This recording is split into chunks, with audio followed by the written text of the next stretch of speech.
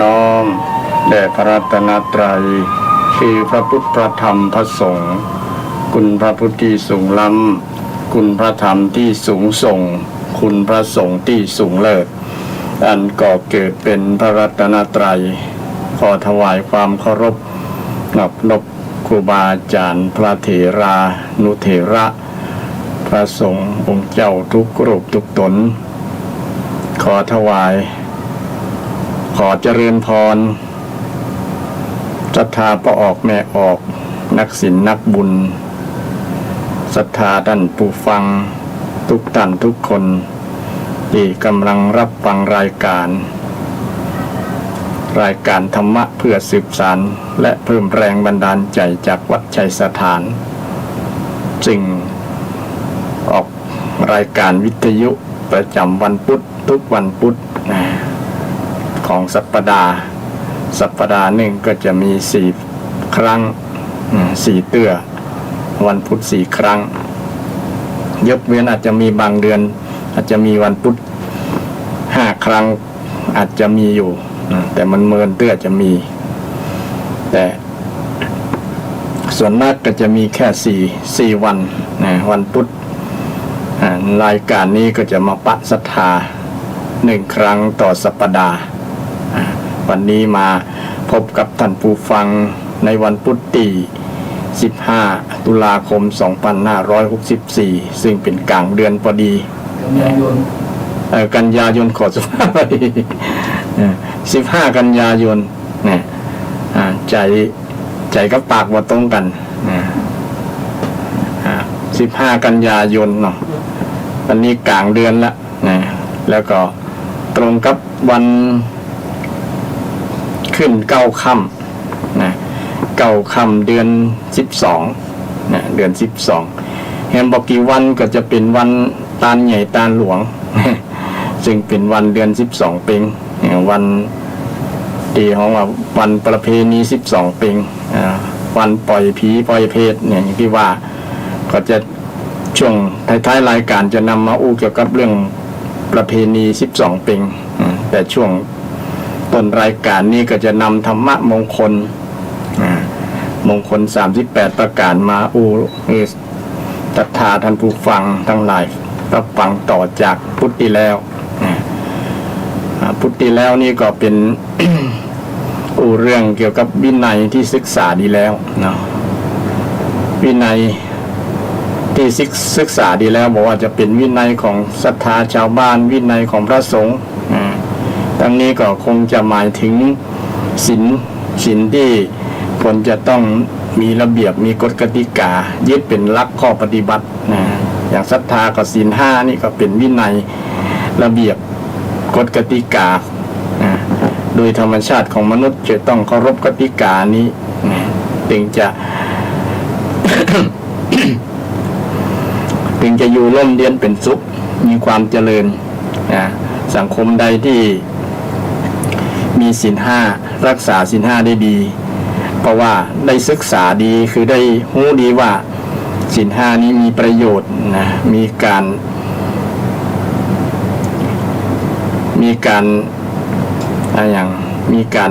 ที่จะป้องกันบ่ให้เกิดความละเมิดสิทธิซึ่งกันและกันบอกว่าจะเป็นสิทธิที่จะมีชีวิต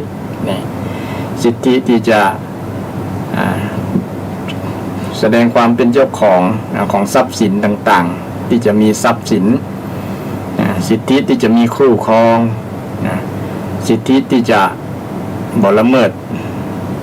ความซื่อตรงต่อกันซื่อตรงแล้วก็สิทธิที่จะรักษาความเสียหายที่จะเกิดขึ้นกับตัวเก่าคือเป็นหลักประกันเนาะหลักประกัน1ประกันชีวิต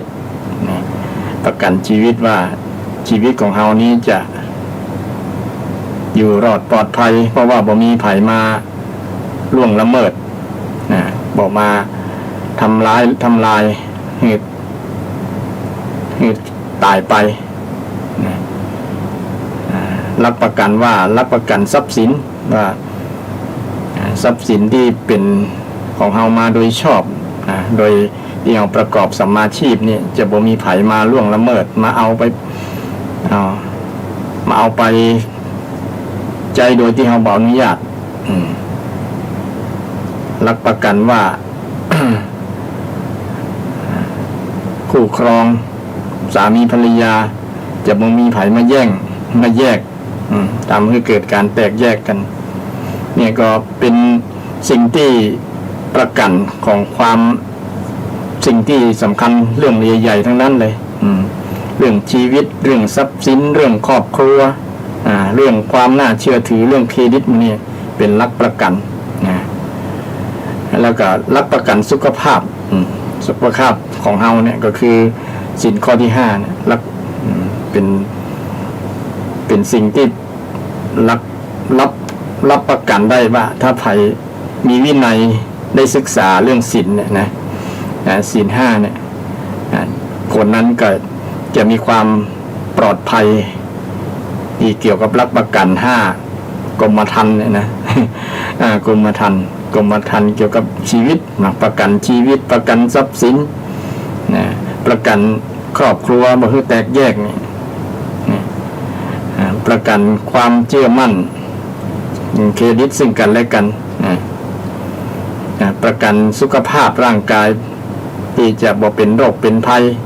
และที่สำคัญบ่ไป บ่ทำให้จิตใจเฮาตกอยู่ในความประมาทความมึนเมาที่ภาษาบาลีเพิ่นฮ้องว่ามัชฌะปมาทัฏฐานาตั้งเป็นฐานตั้งความมึนเมาสิ่งที่เป็นที่ตั้งของความมึนเมาเนี่ยมันจะไปทำลายสภาพจิตใจตัวสภาพจิตใจสภาพร่างกายสมองต่างๆบอกคือทำงานด้วยดีได้ดีบ่ทำงานได้ดีเหมือนปกติที่คนบ่ได้ไปละเมิดฉะนั้นลักที่คนที่มีวินัยกับตัวเก่านึกถึงประโยชน์ของมันนึกถึงโทษของมันนี่ก็จะมีวินัยไปในตัวเหมือนกับคนรักษาระเบียบวินัยข้อกฎกติกาอื่นๆต่างๆที่เราอยู่ร่วมกันที่จะต้องใจร่วมกันเช่นกฎกติกาขับรถจราจรเนี่ยนะอื่นๆเยอะแยะมากมายเกี่ยวกับการดำเนินชีวิตของเราจะต้องเกี่ยวข้องกับระเบียบวินัยทั้งนั้นถ้าเราได้ศึกษาดีแล้วเพิ่นที่บัญญัติมาก็เพื่อป้องกันการเกิดความเดือดร้อนเกิดความเสียหายต่างๆตัวมาเรามาได้ศึกษามาเรียนรู้แล้วก็มันมีประโยชน์แบบนี้แล้วก็มีข้อดีจะแล้วก็ถ้าหากเราละเมิดแล้วจะเกิดโทษแบบนี้ถือว่าเราได้ศึกษาได้เรียนรู้แล้วก็ได้ปฏิบัติตามกฎกติการะเบียบหรือว่าปฏิบัติตามศีลธรรมที่เป็นวินัยอย่างหนึ่งระเบียบอย่างหนึ่งของคนจะต้องปฏิบัติต่อกันซึ่งเป็นมงคลชีวิตที่ได้นำมาผู้ศรัทธาญาติโยมได้ฟังกันเมื่อพุทธิแล้วญาติโยมก็คงจะจำกันได้ถ้าใครได้ฟังกันแต่บางผู้บางท่านอาจจะมาฟังอาจจะไม่ได้ฟังมีธุระมีหรือว่าเปิดขึ้น บอกปะก็มีเห็นเป็นต้นก็เท่าความเดิมคือศรัทธาได้ฟังกันว่าวัน พุทธิแล้วได้อูเรื่องมงคลที่9มงคลที่9นี้ว่าด้วยการมีวินัยที่ได้ศึกษาดีแล้ววินิโยจะสุสิกิโตเนี่ยภาษาบาลีเป็นว่าสุสิกิโตสุแปลว่าดีคิดโตแปลว่าได้ศึกษาสุสิกสิกขะเนี่ยสิกขาเนี่ยก็ศึกษาได้พิจารณาได้ไตรตรองได้ศึกษาดีแล้วว่าวินัยที่เราจะน้อมรับมาประพฤติปฏิบัติกับตัวเฮากับครอบครัวกับสังคมเฮาเนี่ยมันเป็นประโยชน์เป็นมงคลเป็นที่นำไปสู่ความดีงามทั้งหลายเฮาก็จะได้เป็นคนมีระเบียบวินัยคนส่วนหนึ่งที่ฝืนกฎระเบียบวินัยส่วนหนึ่งก็ อาจจะบ่ฮู้นะบ่ฮู้แต่นะว่าว่าฝืนไปแล้วมันจะเกิดโทษเกิดภัยเกิดความเสียหายต่างๆตัวมานักหลายบางครั้งก็มากินแหนมเมื่อลุมถ้าเฮาฮู้เฮาจะบอกฝ่าฝืนวินัยแล้วเป็นต้นนะอย่างคนฝ่าฝืนกฎจราจรเนี่ยเนาะฝ่าไฟแดงนี่นะบางคนบ่กลัวหรอกฝ่าไปเลยบ่หันมีรถหยังนะเพราะว่าเกิดความประมาทนะบ่เคารพกฎกติกานั้นนะพอดีเกิดอุบัติเหตุเกิดการจนกันนะถึงกับเสียหายเสียชีวิตนะเสียทรัพย์สินเงินทองต่างๆเพราะว่าไปละเมิดกฎกติกากฎของศีลธรรมก็เป็นกฎหนึ่งอยู่ในวินัยเพราะว่าวินัยนี้มีความหมายกว้างความหมายกว้างซึ่งเป็นสิ่งที่เราก็ควรจะศึกษาดีศึกษาเรียนรู้แล้วก็เคารพกฎโดยเพราะวินัยโดยเฉพาะวินัยต่างนอกเนี่ยจะมีโทษมีโทษอาญาโทษทางแพ่งทางอาญาปรับและจำคุกอย่างเป็นต้นแต่วินัยทางในภายในนี่วินัยศีลธรรมเนี่ยนะคือศีลเนี่ยบางข้อนี้จะบ่มีโทษบางข้อจะบ่มีโทษเช่นข้อที่5เนี่ยศีลธรรมข้อที่5ศีลธรรมข้อศีลข้อที่5เนี่ยเนาะสุรามีระยะเนี่ยปกติคนกินเหล้าเนี่ยบ่ผิดกฎหมายนะยกเว้นคนที่ยังอายุบ่ถึงไปซื้อมากินนี่จะผิดกฎหมายแต่คนที่มีอายุครบแล้วยังกินได้แต่วินัยทางศีลธรรมทางศาสนาเนี่ยนะคือศีลเนี่ยนะศีล5เนี่ยมันก็มีโทษทางจิตใจมีโทษทางโดยธรรมชาตินะไผกินไปแล้วมันก็เป็นผลกระทบต่อร่างกายบ่มีไผมาลงโทษแหละแต่ผลที่การกระทำของเราลงโทษตัวเราเองเช่นกินนักหน้าก็เป็นมีผลกระทบนักเช่นเป็นโรคก็เป็นว่ามีโทษของการที่ละเมิดวินัยละเมิดศีลข้อที่5เนี่ยนะมันก็มีนักมีหลายเช่นมีเสียทรัพย์สินเสียญาติพี่น้องกินไปแล้วก็เกิดการทะเลาะวิวาทเนี่ยทะเลาะวิวาทกันแม้แต่ลูกกับพ่อกับแม่กินร่วมวงกันมันก็กินไปแล้วน้ำเมาเข้าปากไปแล้วมันก็เปลี่ยนนิสัยน้ำเปลี่ยนนิสัยเนาะลืมไปลืมคิงลืมตัวบ่มีสติขาดสตินะจนบอกว่าคนนั้นเป็นพ่อเป็นแม่เป็นญาติคือญาติต่างๆทะเลาะกันฆ่ากันก็มีเพราะฤทธิ์เหล้าฤทธิ์เหล้านี่ฤทธิ์เหล้านี่เป็นผลกระทบมานักแต่กินบ่ได้นี่มันบ่ผิดตามกฎหมายบ้านเมืองเนาะแต่มันผิดธรรมชาติกฎธรรมชาติที่มันคือผลเนี่ยเพราะว่าผลแห่งกรรมเนี่ยกฎแห่งกรรมเนี่ยมันคือผลกระทบแบบนั้นนี่ปูเรื่องสุรามีระยะมันชักมานี่อาจจะพิษใจศรัทธาบางผู้บางท่านที่ยังเลิกบ่ได้เนาะก็บ่เป็นยังยมก็เขาอาจจะมีความติดข้องติดในรสชาติติดในความคิดว่ามันทั้งความสุขกับเขาอย่างเป็นต้นเนาะถ้าบ่มีเหล้าเนี่ยก็บ่มีเปื้อนอย่างประมาณนี้ก็มีบางคนเนาะบางคนจริงถ้าเพื่อนที่ดีแล้วก็ควรจะแนะนำในสิ่งที่ดีเนาะดีต่อกันเอาบ่ใช่คบเพราะเห็นแก่เหล้าเห็นแก่กินนะเพราะบางคนมีค่านิยมที่เอาเหล้ามาเป็นสื่อสารต่อกันนะเป็นห้องว่าเป็นสิ่งที่จะเชื่อมความเป็นเพื่อนเพราะว่าถ้าบ่มีอย่างอื่นแล้วมันจะบ่มีอย่างมาเชื่อมกันประมาณนั้นจะบ่มีสิ่งที่จะทำให้ได้มาอู้มาจากันประมาณนั้นเนี่ยก็ลองพิจารณาบางสังคมในญาติโยมเนี่ยบางสังคมเพิ่นบ่ได้เอาเหล้าเป็นสื่อแล้วเพิ่นเอากาแฟเอาเครื่องดื่มอย่างอื่นเนาะอย่างอื่นเป็นร้านกาแฟร้านอย่างร้านชาถ้าดื่มชาเนี่ยดื่มชากันแต่เหล้าเนี่ยมันยังมีประโยชน์มีประโยชน์บ่มีโทษนักกาแฟอาจจะมีโทษพ่องเช่นกินนักก็ทำให้ประสาท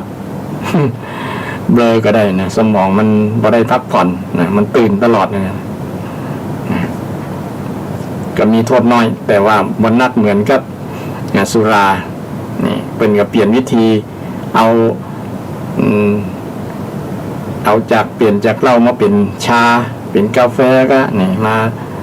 มาปะกัน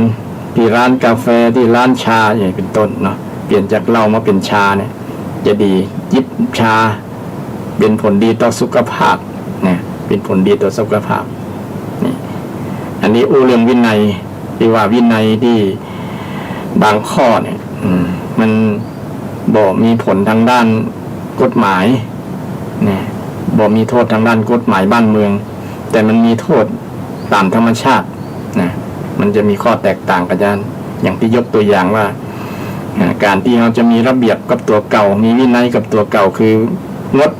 สิ่งเสพติดทั้งหลายที่จะมันเป็นโทษกับตัวเก่าเนี่ยบ่มีไผที่จะสอนเฮาได้นอกจากตัวเฮาญาติโยมนะนอกจากตัวเฮาไผก็สอนเฮาบ่ได้หรอกนอกจากตัวเฮาจะสอนตัวเฮาเองจิตใจเฮาก็ถามตัวเฮาว่าเฮากินเพื่อหยังกินเพื่อประโยชน์ได้หยังเนี่ยกินเพื่อระงับทุกข์ก็กินเพื่อสนองความอยากกินเพื่อเท่ก็กินเพื่ออันอย่าง กินเพราะติดก็เนี่ยหลายๆอย่างก็ถามแล้วมันติดประโยชน์หรือเป็นโทษนักกว่ากันเนี่ยก็ได้ศึกษานี่ก็ควร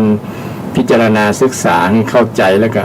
เมื่อเข้าใจดีแล้วตระหนักดีแล้วว่ามันเป็นประโยชน์หรือว่าเป็นโทษนักก็อยู่ในดุลพินิจพิจารณาของสติปัญญาของเฮาเองบ่มีไผจะสอนเฮาได้เนี่ย เพราะว่ามันเป็นธรรมชาติของคนเฮาเนาะจะบ่มีไผละจะสอนกันได้นอกจากเฮาได้สติเนี่ยสติเนี่ยคือตัวสอนเฮานะธรรมะเนี่ยไประลึกนึกถึงธรรมะเนี่ยธรรมะนี่จะสอนตัวเฮาเองเฮานึกได้คนเดียวมีสติระลึกนึกได้อันนี้มีโทษอันนี้บ่มีประโยชน์อันนี้มีความเสียหายทำลายอนาคตเฮาอย่างต่างๆนี่เนาะนึกถึงโทษนึกถึงความเสียหายนึกถึงความหายนะต่างๆตัวที่จะเกิดผลโดยมาข้างหน้าเนี่ยมันก็จะยับยั้งได้โดยปริยายยุดโดยธรรมชาติยุดเองมันจะเป็นญาณคนถ้าเราคิดได้นะคิดได้ลึกได้นึกได้โดยเอาสติสัมมาสตินี่แหละนึกสิ่งที่ดีๆเนี่ยนึกได้นึกว่าเฮาถ้าเฮาเคารพระเบียบวินัยคือมีศีลข้อที่5เนี่ยนะก็จะเป็นประโยชน์นักหลายเป็นผลดีต่อสุขภาพเป็นผลดีต่อครอบครัวลูกเมียก็จะบ่เดือดร้อนเงินที่เสียไปเอาไปซื้อกับข้าวกับปลาลำมาแปลงกับข้าวกับปลาลำมาสู่กันกินบางคนเอาค่า เอาเงินที่ได้มาจากการทำงานเนี่ยไปลงขวดเหล้าโมดปล่อยให้ตั้งบ้านบ่มีจะกิน ก็มีบางคนเพราะบ้านมีเอาคิดว่าเอาหามาแล้วก็เอาความสุขคนเดียวอย่างประมาณนั้นจริงๆไม่ใช่ความสุขสักกรรมมันเป็นความระงับความผ่อนความคิดต่างๆที่มันอยู่ในจิตในใจที่มันต้องอาศัยสติปัญญาที่จะต้องกำจัดความปัญหาความทุกข์นั้นแต่เอาเหล้ามาเป็นคิดว่ามันจะทำให้หมดทุกข์นะ เป็นเครื่องที่กำจัดทุกข์ได้ประมาณนั้นคิดทำให้เป็นปัญหาซับซ้อนเพิ่มขึ้นอย่างนักหลายอันนี้ยกตัวอย่างขึ้นว่าเกี่ยวกับเรื่องระเบียบวินัยระเบียบวินัยที่เป็นส่วนของศีลเป็นส่วนของศีลก็เป็นกฎระเบียบวินัยเป็นกฎระเบียบที่โดยธรรมชาติมนุษย์จะต้องมีความเคารพซึ่งกันและกันเคารพสิทธิที่จะมีชีวิตอยู่เคารพสิทธิเกี่ยวกับเรื่องทรัพย์สินเงินทองเคารพสิทธิที่จะมีคู่ครองบอกไปแย่งคู่ครองคนอื่นเขาแย่งคนที่มีเจ้าของนี่เป็นต้นเมื่อเราบอกเคารพระเบียบที่เป็นธรรมชาตินี้มันก็สร้างปัญหาเกิดขึ้นเมื่อเราได้ศึกษาว่าเปิ้นได้ มีกฎระเบียบตามธรรมชาติเป็นคำสอนตามพุทธศาสนา อันที่จริงศีลห้านี่ก็มีมาเมินแล้วนะญาติโยมมีมาเมินแล้วก่อนพุทธกาลเห็นซ้ำซึ่งก็เป็นสิ่งที่มนุษย์ที่จะต้องให้ความเคารพซึ่งกันและกันพระองค์ก็ได้มาตรัสย้ำแห่งกรรมนึงว่าเป็นสิ่งที่ดีศีลห้าศีลกฎระเบียบวินัยเนี่ยเป็นข้อปฏิบัติที่จะเกิดประโยชน์นำไปสู่ความดีงามคือว่าอานิสงส์ศีลเนี่ยทำให้สูงให้สวยให้รวยให้รอดสูงสวยรวยรอดมี4 สอสูงสวยรวยรอดสูงสวยรวยรอดนี่สูงคือทำให้พัฒนาจิตใจพัฒนาคุณภาพชีวิตให้สูงขึ้นดีขึ้นสูงกว่าสัตว์ดิเรกชันสูงกว่าหลายเป็นถึงคำว่ามนุษย์ผู้มีจิตใจสูงคนที่มีจิตใจสูงก็คือผู้ที่รักษาผู้ที่ปฏิบัติตามศีลห้าได้รักษาศีลห้าได้นั่นเองบละเมิดสิทธิซึ่งกันและกันชื่อว่าวินัยเพราะว่าได้ศึกษาดีได้เรียนรู้ดีว่าอันนี้มีประโยชน์เนาะบอกใจว่าเป็นสอนที่รักษาศีลห้านี่เขาบอกได้ศึกษาบอกรู้ว่ามันเป็นประโยชน์ในอย่างประมาณนั้นบอกเกี่ยวข้องกับการดำเนินชีวิตก็บอกสำคัญกันนะคือเป็นว่าบอกให้ความสำคัญเรื่องศีลธรรมเลยบางคนว่าให้ความสำคัญเรื่องนี้จะอดตายนะกะยิ่งเป็นแม่ค้าพ่อค้าต้องจุคนนั้นจุคนนี้ก็มีแบบนี้ก็มีนะแบบนี้ก็มีจริงเขาเป็นแม่ค้าแม่ขายไม่จำเป็นต้องจูนี่ก็บอกตามซื่อนะเพราะว่าเขาก็ต้องรู้ดีว่าเขาซื้อมาตัวใดขายไปตัวใดมันก็รู้กันว่ากำไรจะได้ตัวใดเพิ่งควรนะซ้ำจะดีลูกค้าจะได้เอ็นดูว่าโอ้เพิ่นเอามาราคาตะอี้แล้วมาขายตะอี้เนี่ยมันจะคุ้มกว่านะได้น้อยเดียวอย่างเป็นต้นทำให้คนที่พูดความจริงเนี่ยจะเอ็นดูสงสารโอ้เพิ่มให้ต่างหากเพิ่มให้ต่างหากคือราคาที่เขาตั้งไว้มันเปิงควรมันเหมาะมันสมบอกรัดเอาเปรียบลูกค้านี่เป็นต้นบางคนจุหรอจุบอกกล้าบอกความจริงเนี่ยนะเป็นการมุสาเป็นการผิดศีลข้อที่4มุสาบอกอู้ความจริงคนที่อู้ความจริงนี่มันจะทำให้เจริญได้คนที่อู้บ่จริงเนี่ยมันจะทำให้เสื่อมจะได้นำเล่าเรื่องกำอู้กำจานี่เกี่ยวกับมงคลต่อไปญาติโยมมงคลข้อที่10ว่าด้วยสุภาษิตาจยาวาจาสุภาษิตาจยาวาจาวาจาที่เป็นสุภาษิตนี่วาจาที่เป็นสุภาษิตเป็นมงคลที่10ในมงคล38ประการใครมีกำอู้กำจาที่เป็นสุภาษิตจะเป็นมงคลชีวิตนี่เมื่ออู้เรื่องกำอู้กำจานี่ก็คือนึกถึงของอวัยวะของเราที่สำคัญก็คือปากเนาะปากนี่ใจหน้าที่2อย่างอวัยวะอย่างอื่นนี่มันทำหน้าที่อย่างเดียวเช่นตาก็มีหน้าที่ไว้ดูไว้ชมไว้พอไว้มองนี่หูก็มีหน้าที่ไว้ฟังอย่างศรัทธาญาติโยมเนี่ยมีหูไว้ฟังฟังธรรมะธรรมโมเนี่ยก็เป็นมงคลชีวิตเนาะเป็นมงคลชีวิตแต่ไปฟังอย่างอื่นอาจจะบอกเป็นมงคล อาจจะมันเกิดความบ่สบายใจบ่ม่วนใจถ้าฟังเทศน์ฟังธรรมแล้วนี่อันนี้หน้าที่หูมีไว้ฟังนี่มีไว้ฟังหน้าที่หูดังก็มีไว้ดมดมกลิ่นดมกลิ่นหอมกลิ่นเหม็นนี่ก็มีหน้าที่อย่างเดียวไว้ดมกลิ่นสูดกลิ่นกลิ่นหอมกลิ่นเหม็นกลิ่นต่างๆอันนี้เป็นหน้าที่ของอวัยวะต่างๆที่มีหน้าที่แต่ละอย่างมีหน้าที่อย่างเดียวของไผของมันแต่ละอวัยวะก็ทำหน้าที่ของไผของมันตาก็มีหน้าที่ดูหูหน้าที่ฟังหูดังก็มีหน้าที่สูดกลิ่นลิ้น ก็มีหน้าที่ลิ้มรสรสเปรี้ยวหวานมันเค็มก็ได้หูจากลิ้นนี่ถ้าบ่มีลิ้นก็บ่ฮู้ละนะมีแต่ปากบ่ได้กินเข้าถ้าบ่มีลิ้นจะบ่รู้รสชาติของนะของอาหารว่าอาหารนั้นรสชาติเป็นจะได้นะเปรี้ยวหวานมันเค็มเผ็ดหรือบ่เผ็ดจืดเค็มก็อย่างต่างๆเนาะหูได้ด้วยลิ้นกายนะกายก็มีหน้าที่สัมผัสนะสัมผัสร้อนอ่อนแข็งนุ่มหรือกระด้างอย่างต่างๆนะที่มากระทบกับกาย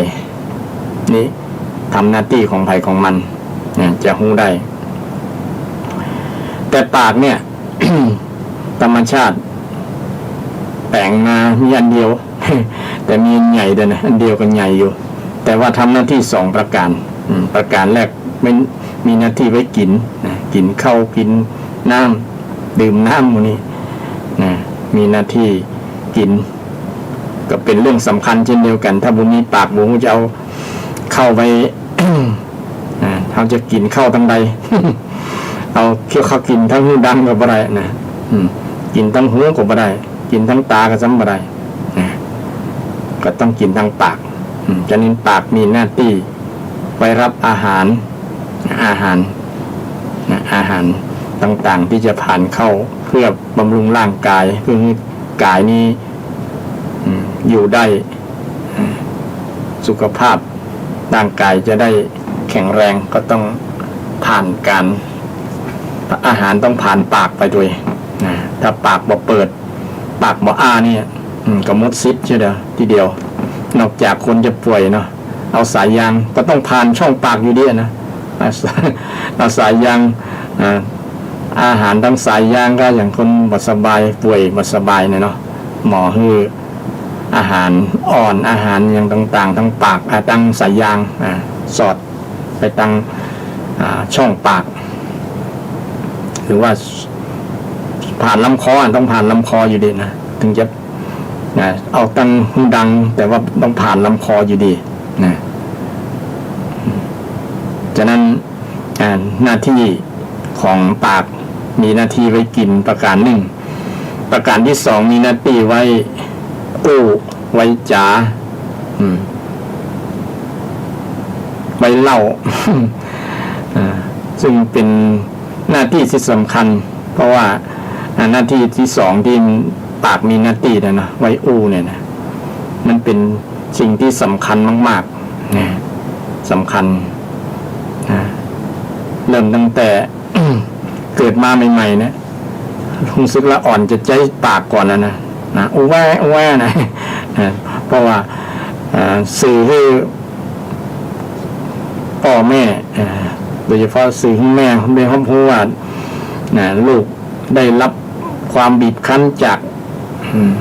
อากาศข้างนอกเนาะก็เลยตกใจห้องออกมาแว่แต่ก่อนอยู่ในท้องแม่บ่ฮู้เหมือนกับอยู่ในถ้ำเนาะ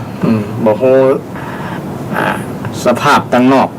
ว่าจะเป็นจะได้เมื่อออกมาจากครรภ์มารดาจากครรภ์แม่ก็ได้สัมผัสกับอากาศก็ดีกับสภาพข้างนอกนะทำให้เกิดความแปลกใหม่ ก็เลยเปล่งกำอู้ออกมาคือเปล่งเสียงออกมา เปล่งเสียงออกสื่อความหมายเสียงนี้มาจากปากเนี่ยสื่อความหมายให้ได้คนรอบข้างได้รู้ได้ฮู้ว่ามีความรู้สึกจะได้ประมาณนั้นนะความรู้สึกจะได้ดังนั้นหน้าที่ของปากนี่เป็นมีหน้าที่ประการที่2คือสื่อให้คนอื่นได้รู้นะจะสื่อดีบอดี้ก็อยู่ที่นะอยู่ที่ปากนะปากนี้เป็นอวัยวะที่สำคัญนะอวัยวะที่สำคัญบางครั้งอวัยวะอื่นนะมันเดือดร้อนเพราะว่านะมีเรื่องเล่าเวลาพิษหัวกันมาเนี่ยคนเนี่ยจะเอาลูกกุยไปแน่ที่ปากนั่นหรอแน่กันที่ปากกันนะบนแน่ที่อื่นนะแน่ที่ปากนะไอ้ อวัยวะที่อยู่ใกล้ๆมันก็เดือดร้อนเช่นหูดังก็อย่างกันนะมันก็พอให้เดือดร้อนไปโดยมันก็บ่ได้มันมีหน้าที่คอยสูดดมเสียงอย่างเดียวสูดดมกลิ่นอย่างเดียวแต่ว่ามันต้องคอยลบ คอยลบลูกกุย คอยลบกำปั้นของคู่วิวาทะกันนะบางครั้งมีเรื่องมีราวกันนะต้องตบต่อยตีกันนะไอ้หูดังนี่ก็ต้องลบนะบางครั้งลบบ่ตันนะมันผาดมาถูกหูดังก่อนละหูดัง เลือดออกเพราะว่ามันอยู่ใกล้ๆกับปากนะบางเกลือมันลบตันก็ปากก็ฉีก ลิ้นปีปากก็ฉีกบางครั้งแม้แต่อวัยวะภายในก็เดือดร้อนไปตัวเช่นเขี้ยวเนี่ยบ่ต้องหาหมอมาถอนฟันละนะ ถอนไอ้ลูกกุยถอนแตนเลือดกบปากเต็มปากนี่เพราะว่ามาจากกำอูกำจ่ามาจากปากนี่แหละ ปากไม่ดีจะมีสีจะปากบดีจะมีสีประมาณสีที่ปากเป็นว่าอย่างก็เกี่ยวกับปากสุนทรภู่เนาะอย่างเป็นมนุษย์สุดนิยมที่ลมปากอีกจะได้ยากหิวโหยหิวเพราะชิวหาหากพูดดีมีคนเขาเมตตาจะพูดจาจงวิเคราะห์ให้เหมาะความนี่เป็นกระแต่งว่าจะดีสุนทรภู่เนาะเป็นคำก่อนที่จำติดปากกันหลายๆท่านหลายๆคนแล้วก็เป็นคติสอนใจโดยคนจะนิยมบ่นิยมก็ที่กำอูกำจาเนี่ยแต่อูจาม่วนอูจาดีเนี่ยเป็นที่บนห้องภาษาบาลีว่าวาจาสุภาษิตหรือว่าวจีสุจริตก็มีความหมายใกล้เคียงกันเนี่ยมีความหมายใกล้เคียงกันวาจาสุภาษิตสุแปลว่าดีนะวาจาสุภาษิตภาษิตนี่ก็คือวาจานะคำอูคำจานะคำจาอูดีนั่นเองนะแปลเป็นไทยง่ายอูดีได้เป็นมงคลกับคนกับตัวคนอูนั่นนะบอกว่าไพ่ก็ตามนะก็มีบอกว่ามีพรสวรรค์มีพรแสวงเกี่ยวกับกันทั้งสองอย่างโดยบางคนก็บ่จ้างนะอย่างอาตมาเนี่ยสมัยบวชใหม่ๆบ่จ้างกลัวไม่ด้วยนะบ่จ้างแล้วก็บ่จ้างเดี๋ยวนี้ก็ยังบ่จ้างบางอย่างนะแต่ก็พยายามใจฮักอยู่อยากจะอยากจะซื้อโดยเฉพาะสื่อธรรมะนี่กับศรัทธาญาติโยมได้ฟังกันนี่มันมีใจหุมใจฮักในใจชอบเพราะว่ามันเป็นของดีอยากจะสื่อให้ศรัทธาญาติโยมได้ฮู้ได้ชอบธรรมเนี่ยนะคนที่ชอบธรรมเป็นผู้เจริญนะธรรมกาโมภวังโหติเนี่ยคนที่ชอบธรรมเป็นผู้เจริญนะภวังโหติเป็นผู้เจริญฉะนั้นญาติโยม ก็ลองนึกสภาพความเป็นจริงที่เกี่ยวกับเรื่องกำอูกำจาเนาะกำอูกำจานี่กำอูกำจาวาจาสุภาษิตนี่วาจาสุภาษิตมีองค์ประกอบอยู่4-5 องค์อย่างตัวกันอย่างแรกเป็นว่าวาจานั้นต้องเป็นความจริงนี่วาจานั้นต้องเป็นความจริงความจริงคำจริงบ่ใช่มุสาบ่ใช่คำเท็จนี่จึงมีในศีล5ข้อที่4เนาะมุสาวาทาเวรมณีเว้นจากมุสาวาทเว้นจากคำพูดเท็จจุภาษากำเมืองจุนะกำจุหลอกลวงคำบ่แต้เนี่ยคำบ่มีแปลงใส่คำบ่ใหญ่แปลงเอาอย่างประมาณที่วันว่าเนาะนี่มันเป็นโทษเป็นสิ่งที่บ่เป็นมงคลกับชีวิตเลยนะกำอูที่บ่ถูกบ่ต้องถึงแม้จะกำอูนั้นจะมีเจตนาอย่างอื่นก็ตามนะมันก็เป็นผลเสียแต่ยกเว้นมีเจตนาที่ดีนะเช่น ไปเยี่ยมคนบ่สบายนะเขาจำเป็นต้องจุ นะคนบ่สบายนี่ก็ไป โอ้ความจริงบางอย่างเนี่ยเขาคนบ่สบายคนป่วยอาจจะใจอ่อนใจแล้วกันเสียอกเสียใจน้อยใจแล้วบางเพื่อกับปาคืออายุสั้นก็มีหลายคนนะตรอมใจตาย เพราะว่าไปอู้ความจริงเนี่ยโอ้ไปป้ากันโอ้นะเห็นมัวแล้วก็คงจะบนเหลือแล้วก็เห็นประมาณนั้น จริงมันก็เป็นได้เนาะแต่ว่าถ้าเอาอู้นั่นเนี่ยน้อยให้กำลังใจในฐานะกำลังใจด้วยปรารถนาดีเนาะคนไปเยี่ยมไข้เนาะอู้แต่แล้วนะดีขึ้นแล้ววันนั้นยัง บ่หันเป็นวันนี้ดีขึ้นแล้วนะหน้าตาผ่องใสขึ้นแล้วนะโอ้ดีละปัญหาละประมาณนั้นเนาะคือกำลังใจแต่ความเป็นจริงมันบ่ใช่นะแต่ว่าเราจำเป็นต้องอู้คือมาปรารถนาดีอยากจะให้คนที่บ่สบายคนที่ฟังเราน่ะมันสบายมันม่วนขึ้นนะม่วนจิตม่วนใจนี่ม่วนจิตม่วนใจประมาณนั้นนะอันนี้ก็พออนุโลมมาบ่เป็นมุสานะบ่เป็นมุสาบางครั้งอาจจะเราพูดบ่ตรงกับความเป็นจริงบ้างนะแต่ว่าเราบ่ได้ปรารถนาเลวเนี่ยบ่ได้หวังจะไปทำร้ายเขาอะเนาะบ่หวังที่จะไปเอาประโยชน์จากคนนั้นเฮาอู้ด้วยความปรารถนาดีอยากจะให้เขาได้ประโยชน์ไงบ่ใช่ว่าอู้เพื่อหวังประโยชน์ไอ้มุสานี่ปิดบังผลประโยชน์บางอย่างกลัวคนอื่นจะมาได้ประโยชน์กับเฮา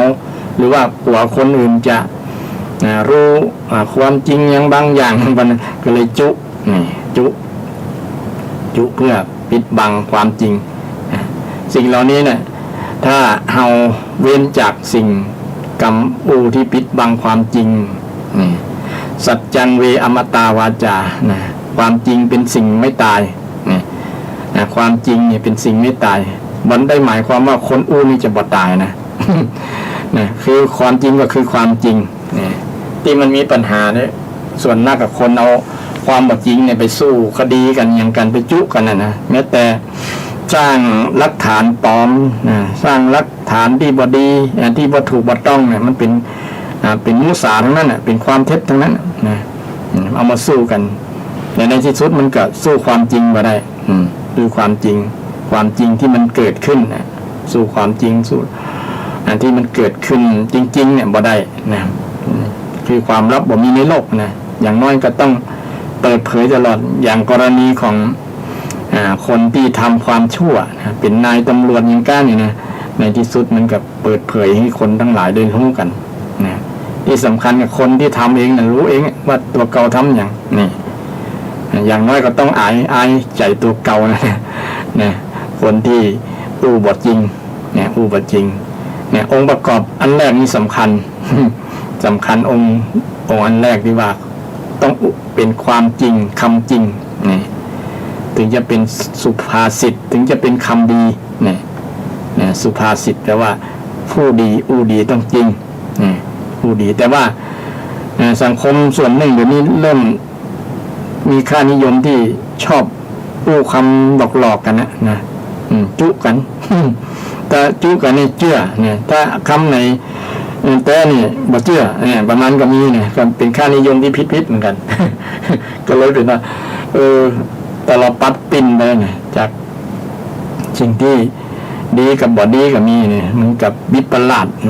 ขาดเคลื่อนไปกันหมดเนี่ยก็มีแต่ความจริงก็คือความจริงมันก็ยังคงความจริงอยู่เนี่ยเก็มก็คือเก็มนะหวานก็คือหวานเพชรก็คือเพชรนี่เป็นต้นนะมันเป็นความจริงแบบนั้นนะมันเป็นความจริงโดยธรรมชาติต้องเอาความจริงธรรมชาติมันคือมัน เรานักแน่นในความจริงแบบนี้แหละเราก็บ่ต้องไปหวั่นไหวที่ไหนเพราะว่าบางคน ปูเท็จปูอย่างแล้วก็ต้องหวั่นไหวนะกลัวคนจะจับได้เมื่อลุ้นนะหู้เมื่อลุ้นเป็นบาดระแวงในตัวอยู่แบบบ่ม่วนนั่นแหละนะเพราะว่าบ่อู้ความจริงหรอก มันมีความลับอยู่แน่นะความลับนั้นอาจจะมีไผสักคนได้กำไว้ได้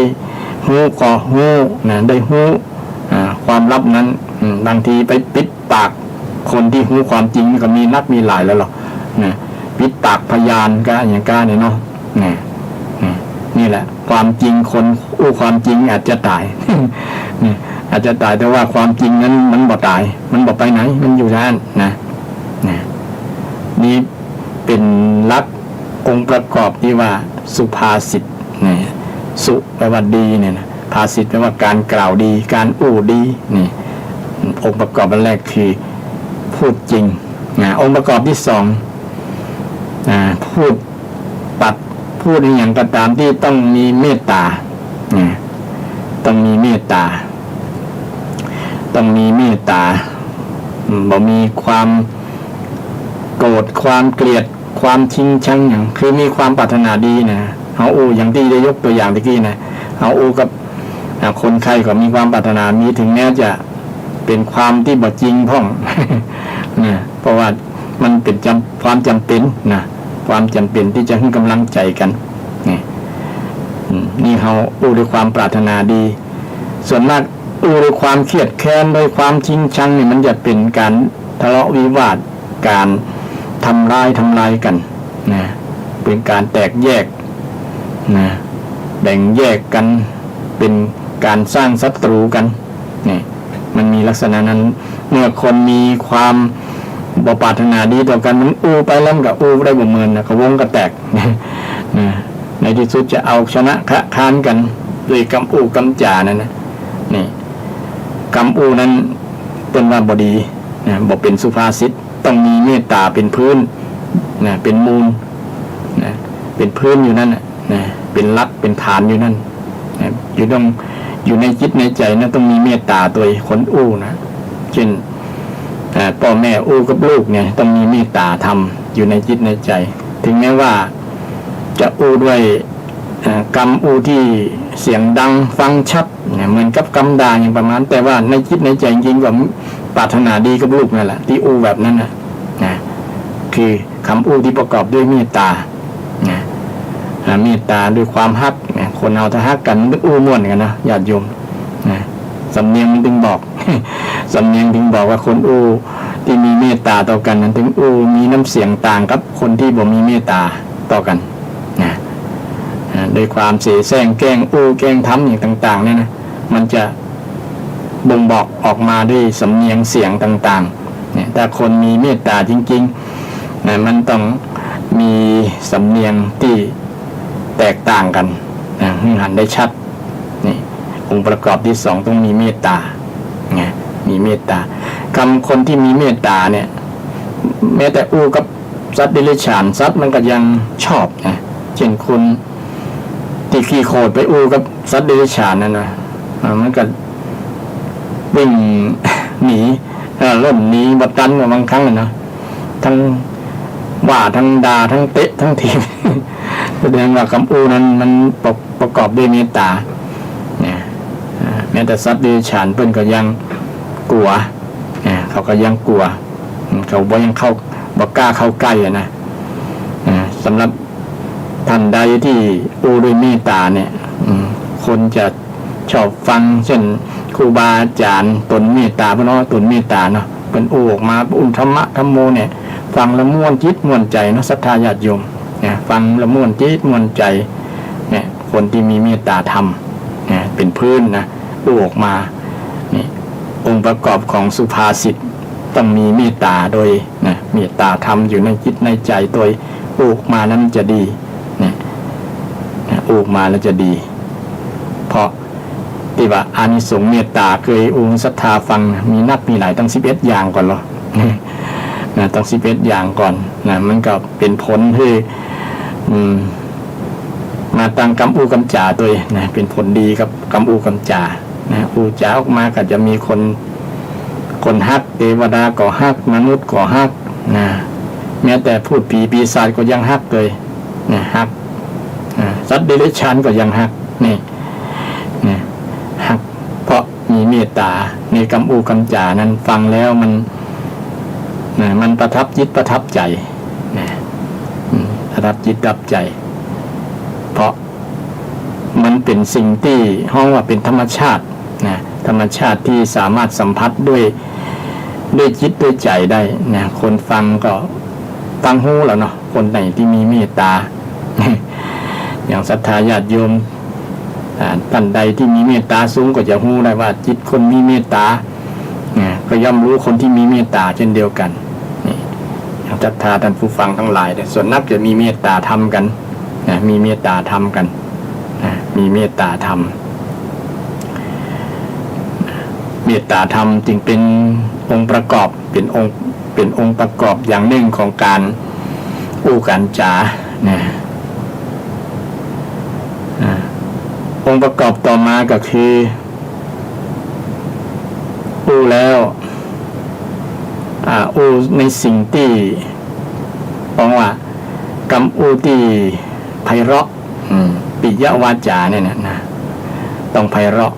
สนอโสดไพเราะสนอโสดอู้ม่วนอู้ม่วนจาวานนี่นะไปฟังคนนั้นก็มีความสุขอู้แล้วคนไข้หัวนี่อย่างพระมหาไพวันพระมหาสมปองเนี่ยคนฟังแล้วก็ไข้หัวเนี่ยฟังแล้วม่วนเพราะว่าท่านมีเมตตาตัวท่านประกอบด้วยความฉลาดในการอู้ตัวนี่อู้จาหวานบ่ได้เป็นด่าไผบ่ได้ไปว่าไผนี่กรรมเหล่านี้นะจะเป็นกรรมวาจาที่หวานหูอันลมปากหวานหูไม่รู้หายอ้อยอ้อยตาลหวานลิ้นแล้วสิ้นซากแต่ลมปากหวานหูไม่รู้หายเจ็บอื่นหมื่นแสนยังแคนคายที่เจ็บเจ็บจนตายเพราะแหนมหนิบให้เจ็บใจนี่อ้อยตาลหวานลิ้นเนี่ยสักกรรมมันก็มดความหวานนะลืมละมันหวานจะได้ต้องไปจิ้มเห็นแต่หวานกำอูกำจาเนี่ยมันฟังแล้วมันประทับจิตประทับใจได้เมินจนตายละบุละเนาะตายละเพราะว่ากำอูกำจามันหวานคนประทับจิตประทับใจคนอูจาหวานเนี่ยคนฟังแล้วสามารถที่จะอย่างได้หลายอย่างได้นะมันเป็นผลประโยชน์กับคนอูอย่างที่มีเรื่องเล่าว่าอันอย่างก็คนที่หัวล้านเนาะหัวล้านชอบยอ นะมีลูกสาวอยู่คนเลี้ยงงัวไว้สองตัวงัวนี่ก็เป็นงัวที่งามมีลักษณะที่งดงามมากๆไผหันกับใครได้รู้สึกว่าพระราชาไปหันเนาะเสด็จประพาสไปหันแล้วก็ใครได้งัวของเศรษฐีหัวล้านเนี่ยนะมีลูกสาวก็งามอยู่แต่ว่าคนหัวล้านนี่จะมีนิสัยอันนี้บ่ได้ว่าภายนะว่าตามอนิทาน ว่าตามเรื่องที่เคยเราศรัทธาคงเคยได้ฟังเนาะคนหัวล้านนี่ใจน้อยเพิ่นว่านะชอบมิ่งวันนั้นนะชอบโคตรแล้วก็โคตรง่ายก็หายเร็วคนขี้โคตรง่ายนะหายเร็ว แต่ไปอู้พิษหูไปได้นะจะโคตรทันทีโคตรง่ายแต่หายเร็วชอบยอชอบยกยอบอกว่าไผ่แล้วชอบยอชอบซุยหมดแล้วเนาะศรัทธาบอกว่าไผ่นอกจากพระอรหันต์ที่เพิ่นบอกเพิ่นพ้นละเรื่องสรรเสริญเยินยออย่างนั้นนะถึงชมท่านก็บ่ได้ยินดีตัวบ่ได้ยินร้ายตัวนอกยกเว้นแต่นอกนั้นก็ยังชอบคำชมอยู่อย่างอาตมาก็ชอบญาติโยมใครมาชมก็ชอบแต่ก็ฮู้ว่าใครชมบ่ชม ชอบมันเป็นธรรมชาติของคนทุกคนนั่นแหละนอกจากพระอริยบุคคลเพิ่นจะบางเฉยเพิ่นอุเบกขากับเรื่องชมบ่ชมนินทาสรรเสริญนี่ท่านบ่มีผลกับท่านแล้วท่านบ่ยินดีและบ่ยินร้ายนี่แต่คนธรรมดาทั่วไปนี่ก็ยังชอบยังชมอยู่ตาหัวล้านนี่ชื่อตาใสนะเพิ่นใสนี่นะหัวเปิ้นใส เวลาตะวันขึ้นส่องหัวท่านจะใสเป็นเงาวับเป็นสัญลักษณ์เด่นเป็นคนที่อนาถาเรื่องผมบ่มีผมน้อยมาตั้งแต่เกิดมากับผมบ่งอกบ่เงยแล้ว มีข้างๆไว้เดียวนี่แต่ว่าเป็นคนรวยอย่างขุนช้างขุนแผนเนาะขุนแผนนี่เป็นคน จนแต่ว่ารูปหล่อแต่ว่าขุนช้างนี่หัวล้านแต่เป็นคนรวยนี่อย่างลักษณะนั้น แต่คนหัวล้านนี่ต้องชอบชมก็บอกว่าภายแล้วชอบชมก็แล้วเนาะ เนี่ยชอบชมเนี่ยกับพระราชาสั่งให้ใครได้เนาะพระราชาเสด็จไปแล้วใครได้โอ้คู่งัวตัวนี้แล้วก็เกวียนล้อเนี่ยนะกูเนี่ยชอบใครได้นะก็รับสั่งให้คนที่เป็นอำมาตย์ราชเสนาอำมาตย์ทั้งหลายนะที่ไว้วางใจที่จะไปติดต่อไปขอซื้อนะไปขอซื้องัว2 ตัวและล้อนี่ล้อเกวียนล้อลากนี่เนาะเอามาไปที่พระราชวังเพื่อประดับเกียรติยศเนี่ยมันดูดีอ่ะนะมันเหมาะสมมันเปิงหัวมันนะแต่ก็ไม่ได้ไปขอไปบังคับจะขอมาได้เนี่ยรับสั่งให้เอาเงินใส่ถุงใส่ถุงไปเต็มเลยจะเอาแต่ใดก็ให้เขาเลยนะบอกสั่งจื่อคนตีไปคนแรกก็คือจื่อว่าลอยถ้วยเนี่ยเอา นำเงินไปแล้วก็ไปถึงบ้านเศรษฐีหัวล้านเนี่ยก็ไปถามตามหัวล้านเนี่ยว่า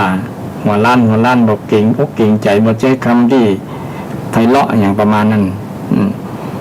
เศรษฐีหัวล้านตาใสนี่ก็ฟังแล้วมันบ่ม่วนหูนะก็เลยมีอารมณ์ให้หนุ่มนี่ ใจกำกำจ่าบ่ม่วนหูไว้นะถึงจะมีตังมีเงินกับ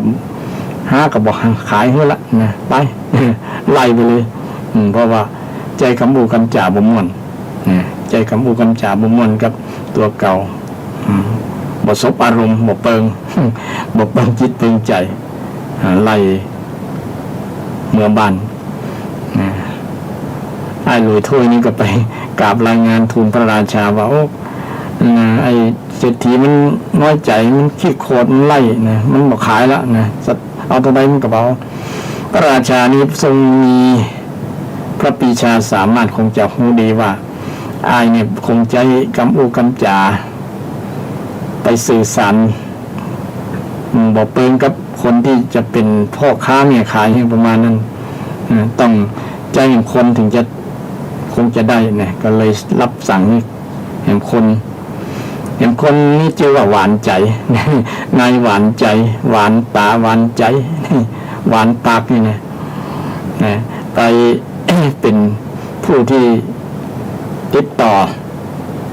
อไปซื้อโคซื้องัวทั้ง2 ตัวเนี่ยไอ้นี้ก็เป็นคนที่ฉลาดในกำจ่าเป็นคนที่ฉลาดกำจ่าไปถึงบ้านก็ไปติดต่อถาม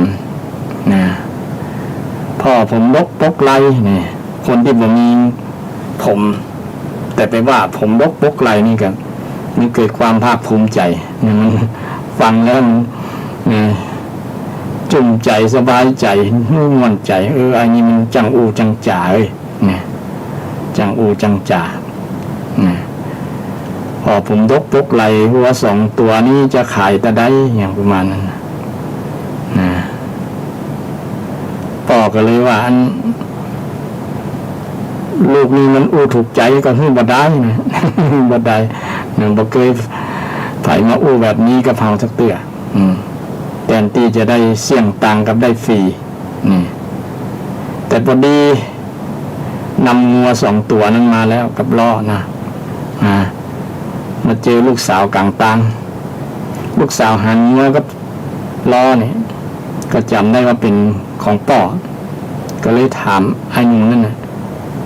ไอ้หนุ่มเลยเอาไป เอางัวที่ไหนมาเนี่ยของป่อนั่นก็อย่างประมาณนั้นเขาเอามาจากไอ้คนหัวล้านไอ้หัวล้านนั่น ลูกก็เลยโกรธแทนลูกก็ขี้มิ่งขี้โกรธมันกับพ่อนะโอ้มาว่าพ่อเขาแล้วเนี่ยพ่อหูลั่นนะแล้วเลยวิ่งไปรายงานพ่อนะพ่อไปขายให้ไอ้หนุ่มคนนั้นกันพ่อไม่ได้ขายมันนะยกขึ้นมันเลยมันอู้ม่วนจะตายนะมันอู้ม่วนดีบ่เคยไปอู้ม่วนแบบนี้นะลูกสาวก็เลยว่าอู้ม่วนที่ไหนมันด่าพ่อว่าหัวล้านฮะมันว่ากันจังพ่อบ่เจียวไปเลยนะพ่อกำประตักได้ตีสำหรับเวลาเลี้ยงโคเลี้ยงอย่างไรเอาประตักเป็นบังคับนะโคไปทางซ้ายทางขวามันนะเอาประตักไปตัวจะไปตีไอ้คนที่ยกมือนี่นะไอ้หวานใจนี่ไอ้หวานใจกับ ครับโคมาเรื่อยๆนะต่อมันกับวิ่งนะด้วยความโมโหนะวิ่งมาตันกลางตังนะวิ่งตะลาตะลังเนี่ยเนาะ วิ่งตะลาตะลังไอ้หนูนี่หันมาตั้งหลังวิ่งมาก่อนลูกสาวก็ละเพราะว่าฮ้อนใจเดือดว่าไอ้นี่มันจะอูดแต้ก่อนนะหรือว่าลูกสาวเขาอูดจริงบ่จริงเนี่ยก็เรามาพิสูจน์นะพอมาใกล้ๆก็จะถึงงัวแล้วไอ้นี่ก็เลยถามว่าพ่อผมรกอย่างพ่อผมบกหลังวิ่งละลังจะไปทางใด พ่อผมบกหลังตะกี้ปุกไหลนะนี่ปุกหลังนั่นแหละแสดงว่ามีผมดีผมบกเต็มหัว พอเศรษฐีหัวล้านนี่ได้ฟังกับความโกรธหาเชี่ยงมดนะโอ้บัดใจเลยมันอู้ม่วนอยู่เลยก็เลยต่อไปปนมพ่อนี่หันว่าลูกนี่ลืมประตักก็เลยนำมาฮื้อนำมาฮื้อจริงๆมันเป็นกำอู้ที่คล้องจองกันนี่อาตมาจำบ่ได้เสี่ยง จำได้บ่เสี่ยงเนาะเป็นว่ากำอู้กำจามคล้องจองกันอยู่จำได้บ่เสี่ยงก็ประมาณเนี่ยนี่ว่าพ่อนี่คิดว่าลูกลืมเอาให้ลูกเนี่ยเลยเอาประตักมาให้เนี่ยก็พอเอาประตักนี่กับเมืองบ้านเดินทางมาสักกรรมป้าลูกลุ่นตัวมาเนี่ยลูกจะไปไหนเนี่ยก็จะไปพิสูจน์นะครับว่ามันอู้หมดแต้นะพ่อนะมันอู้คำหยาบเนี่ยอู้คำหมุนม่วนเนี่ยก็ปาลูกสาวไปพิสูจน์เนี่ยตอนมาถึงทั้งสองวิ่งมาถึงพ่อกับจูงมือลูกสาวมาไอ้หวานใจก็หันไปถามว่าพ่อผมปกเก้าเนี่ยตะกี้ปกหลังปกไหลแล้วนะมีปกเก้าแล้วพ่อผมปกเก้าพ่อปาลูกสาวจะไปทางใดเนี่ยจูงมือลูกสาวจะไปทางใดเนี่ยพ่อกับยิ่งปลื้มใจเนี่ยพอคนยกยอกล่าวคำชมกล่าวกับปูหวานก็ได้ ได้กำลังจิตกำลังใจเพิ่มไงบอกว่าจะอู้จะได้ก็เลยยกดีใจที่คนชมบอกว่าจะแก้เกี่ยวจะได้เนาะก็เลยยกลูกสาวนี่ว่าพ่อมันเกแล้วก็เลยขอยกลูกสาวไปตัวเนี่ยประมาณนั้นเป็นนั้นว่าอ้ายนี่ได้ตั้งโค2 ตัวได้ประตักฟรีได้ล้อฟรีได้ลูกสาวเห็น ได้ลูกสาวฟรีเห็นโดยกำอูกำจ่าที่มุ่นเนี่ยกำอูกำจ่าที่มุ่นอันนี้เป็นเรื่องโน้นละเนี่ยแต่เรื่องปัจจุบันนี่ก็มีหลายละบางคนนี่เป็นพ่อกล้าเมียกล้าจำเป็นต้องอู้ม่วนจ่าหวานเนาะบางคนไปทำการค้าขายแข่งกันเนี่ยแข่งกันว่าใครจะค้าขายดีค้าขายดีค้าขายคนจะติดร้านองค์ประกอบนอกจาก สูตรอาหารที่มันจะลำแล้วน่ะมันต้องมีองค์ประกอบนี่ก็คืออู้จ่าม่วนนะบางร้านนี่อู้จ่าบ่ม่วนหรอกนะคนเข้าตัวเดียวนะโอ้จังมันอู้บ่ม่วนนะราคามันถูกกว่าจังเด้อนะอันนี้แปลงกว่าบักกี่บาทบอกใกล้หันหน้ามันอู้จ่าบ่ม่วนเนี่ยก็เลยตัดรอนลูกค้าไป ไปตัดสัมพันธ์ที่ดีความรู้สึกที่ดีของลูกค้าเพราะว่าอู้จ่าบ่ม่วนบ่ง้อลูกค้าเนี่ยอู้จ่าบ่ม่วนเลยเป็นการตัดอนาคตตัวเก่าเอาไปมามันมีคนเข้าร้านเนี่ยก็มีหลายตีแล้วองค์ประกอบในการที่จะค้าขายวาจาต้องมาอันดับหนึ่งกำอูกำจานะบางคนอู้ม่วนล่ะมันเปลี่ยอู้ไปก็ใจอ่อนคนฟังแล้วมันเคลิ้มตัวเนาะเคลิ้มนะอย่างอาตมานี่ก็เช่นกับคนอู้ม่วนมาอู้ขายนั่นขายนี่บางแต่ก็ใจอ่อนเลยมันอู้ม่วนดีหรอ ถึงเขาหลอกแต่ก็เต็มใจให้หลอกเนี่ยญาติโยม เพราะมันอู้ม่วนเนี่ยมันมีหั่นอย่างนี่เพราะว่ามันมีผลกับกำอูนะมีผลต่อความรู้สึกจิตใจของคนนี่ตรงกันข้ามคำอูบ่ม่วนคำอูหยาบคายนี่มันก็เป็นเหมือนกับหอกกับดาบทิ่มแทงจิตใจคนคำด่าคำเยาะเย้ยคำถักถางคำปั้นน้ำติฉินนินทาว่าอะไรต่างๆกันเนี่ยเนาะมันเป็นดาบอย่างคมด้วยแล้วนะมันดาบอย่างอื่นที่เป็นมีดเป็นผ้าเป็นห้องอย่างต่างๆเนี่ยมันยังทิ่มแทงเฉพาะภายนอกกายนั่นแต่นี่มันทิ่มแทงจิตใจกันหรอมันอยู่ตรงในนะเจ็บนะเจ็บบ่หายนะอย่างอื่นมันเป็นแผลนอกกายยังหายนะรักษาบ่เหมือนก็หายนะบ่เกินเดือน หรือว่าบ่เกินปีก็หายถึงเป็นแผลชะกันแผลใหญ่เนาะอย่างนั้นก็หายแต่แผลที่จากกำอูกำจ่าที่หยาบคายเนี่ยเป็นห้องพลุสวาสเนี่ยนะพลุสวาสพลุนั่นแปลว่าขวาน พูดเหมือนขวานพาซากนะขวานพาซากมันดังทุบชับนี่นะญาติโยมเนาะมันซับแหลกโมดนะหั่นแหลกหมดนะความสัมพันธ์ที่ดีแหลกหมดนะความรู้สึกที่ดีแหลวหมดอ่ะบ่เหลือสักอย่างเพราะกำอูที่มันหยาบคายเนี่ยแม้แต่เป็นคิงห้าบาไฮนู่นนี่ก็เป็นคำหยาบเนี่ยแต่จริงก็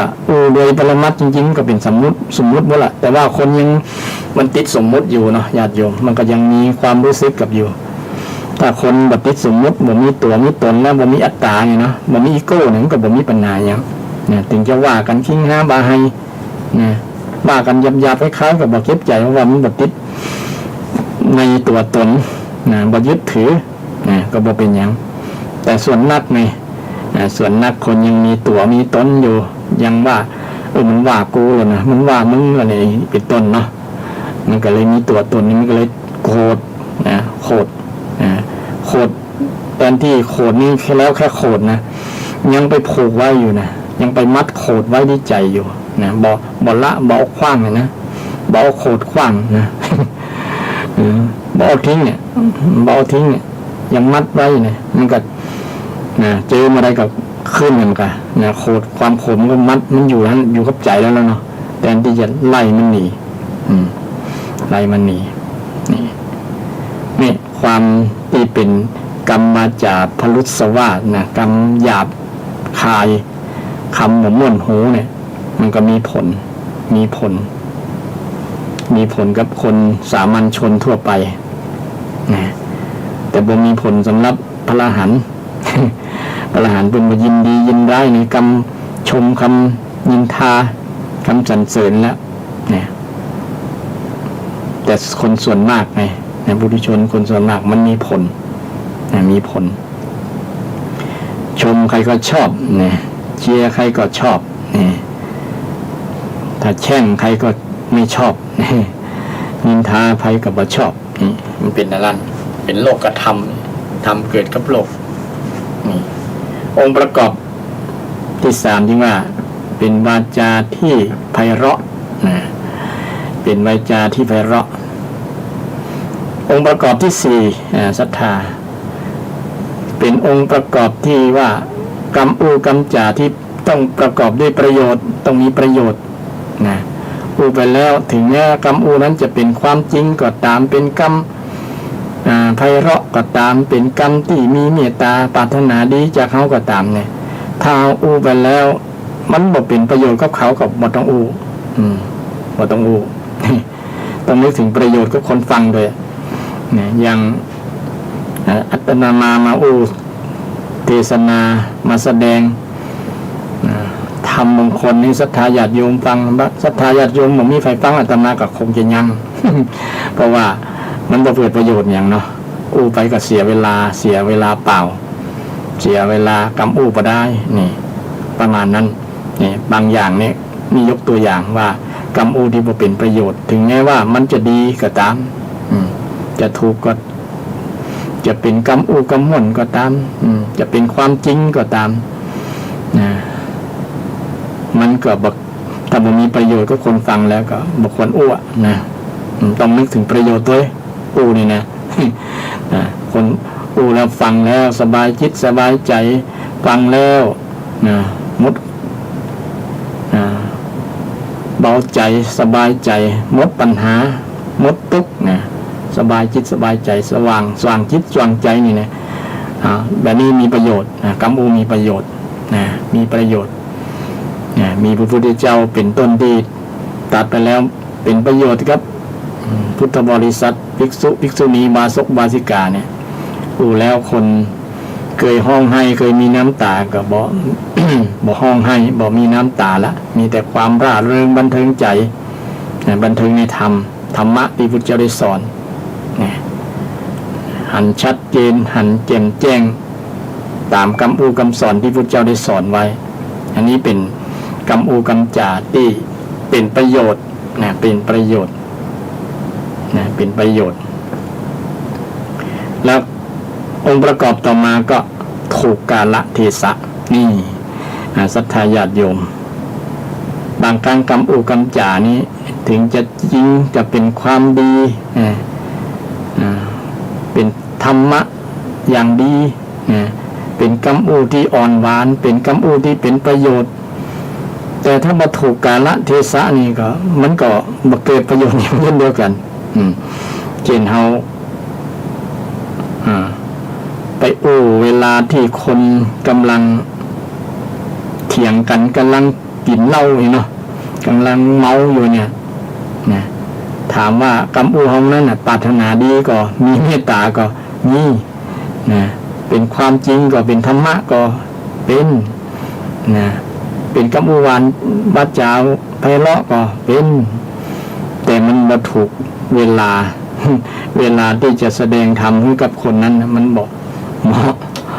มันบอกเหมาะที่จะแสดงเวลานั้นนะต้องให้เขาฟังเล่าก่อนต้องให้เขาได้มีน้ำตาได้ประสบกับปัญหาก่อนต้องมีตุ๊กก่อนง่ายๆนะต้องชี้หันนี่พอดื่มเหล้าถึงจะเป็นปัญหาจะก็ชี้แจงในช่วงนั้นเวลาเหมาะละบางอย่างเช่นเดียวกันจะดีละอย่างที่เพิ่นเล่ากันเนาะการสวดมนต์การทำดีต่างๆเช่นปออุ้ยแม่อุ้ยชอบสวดมนต์แต่เจ้าเลยเนาะเสียงดังเนี่ยถามว่าดีก็ดีแต่มันรบกวนเวลารับเวลานอนลูกหลานต้องลดวอลลุ่มลงห้องหรือว่าปิดห้องเงียบๆบางทีไผได้ยินเวลาลูกหลานว่าลูกหลานบางคนเนี่ยเขาไปยักการเบิกเนาะเที่ยงคืนบ่ายโมงก็ยังบ่ปิดเนี่ยเขาต้องอาศัยเวลาช่วงนั้นรับเพราะว่าเป็นเวลาที่คนแก่คนเฒ่าตื่นแล้วหรออบางคนนี่รับตั้งแต่6 โมงแมลงไปตื่นเที่ยงพอดีลูกหลานมาจากทำงานเลิกทำงานมาเที่ยงพอดีเป็นเวลารับของลูกหลานทีนี้เป็นคนแก่คนเฒ่าก็บ่รับแล้วล่ะจะมาสวดมนต์สวดหยังมันก็เป็นกิจกรรมถามว่าดีก็ดีก็แต่ว่ามันต้องถูกเวลาถูกกาลสุขสถานที่ ในสถานที่ที่นี้มันบอกเปิงกับคนที่จะยินดีกับการทำดีเขานะลูกหลานจะอนุโมทนาสาธุบางเดือมันฝืนนะ เพราะว่าเขาบ่ได้รับไปนอนนี่ต้องหันความเป็นจริงในส่วนนี้กับลูกหลาน คำอู้คำจาบางอย่างการทำดีบางอย่างต้องถูกกาลเทศะต้องรู้จักเวลานี้ควรทำจะอีเวลานี้ควรอู้จะอีเวลาสถานที่นี้เหมาะเปิงก็ประมาณนั้นเช่นเอาไปตัวเจ้าไปแสดงธรรมกับไผ่สถานที่ไหนสถานที่คนกำลังเล่นการพนันอยู่เต็มนี่นะถามว่าสถานที่นั้นเปิงกว่า เนี่ยเปิงกว่ามันจะได้คำชมคำแช่งคำด่าอย่างก็ เขาจะยินดีกว่าเนี่ยเขาจะไล่ นี่ต้องดูดูสถานที่ดูเวลาดูกาลเทศะเนี่ยกำอูกำจานี่ก็ต้องนึกถึงในส่วนนี้โดยเนี่ยถึงจะเป็นวาจาสุภาษิตเนี่ยมีองค์ประกอบ5ประการศรัทธาญาติโยมองค์ประกอบ5ประการที่จะเป็นวาจาสุภาษิต1เป็นคำจริงความจริงนะ2ประกอบด้วยเมตตาความปรารถนาดี3เป็นวาจาที่ไพเราะอ่อนหวาน4เป็นวาจาที่มีประโยชน์5เป็นวาจาที่ถูกกาลเทศะถูกกาลเทศะทั้ง5องค์ประกอบเนี่ยเพื่อนน้องว่าใครมีนึกถึงองค์ประกอบทั้ง5นี้จะเป็นผู้ที่มีวาจาสุภาษิตพระพุทธเจ้าของเราเป็นต้นมีวาจาสุภาษิต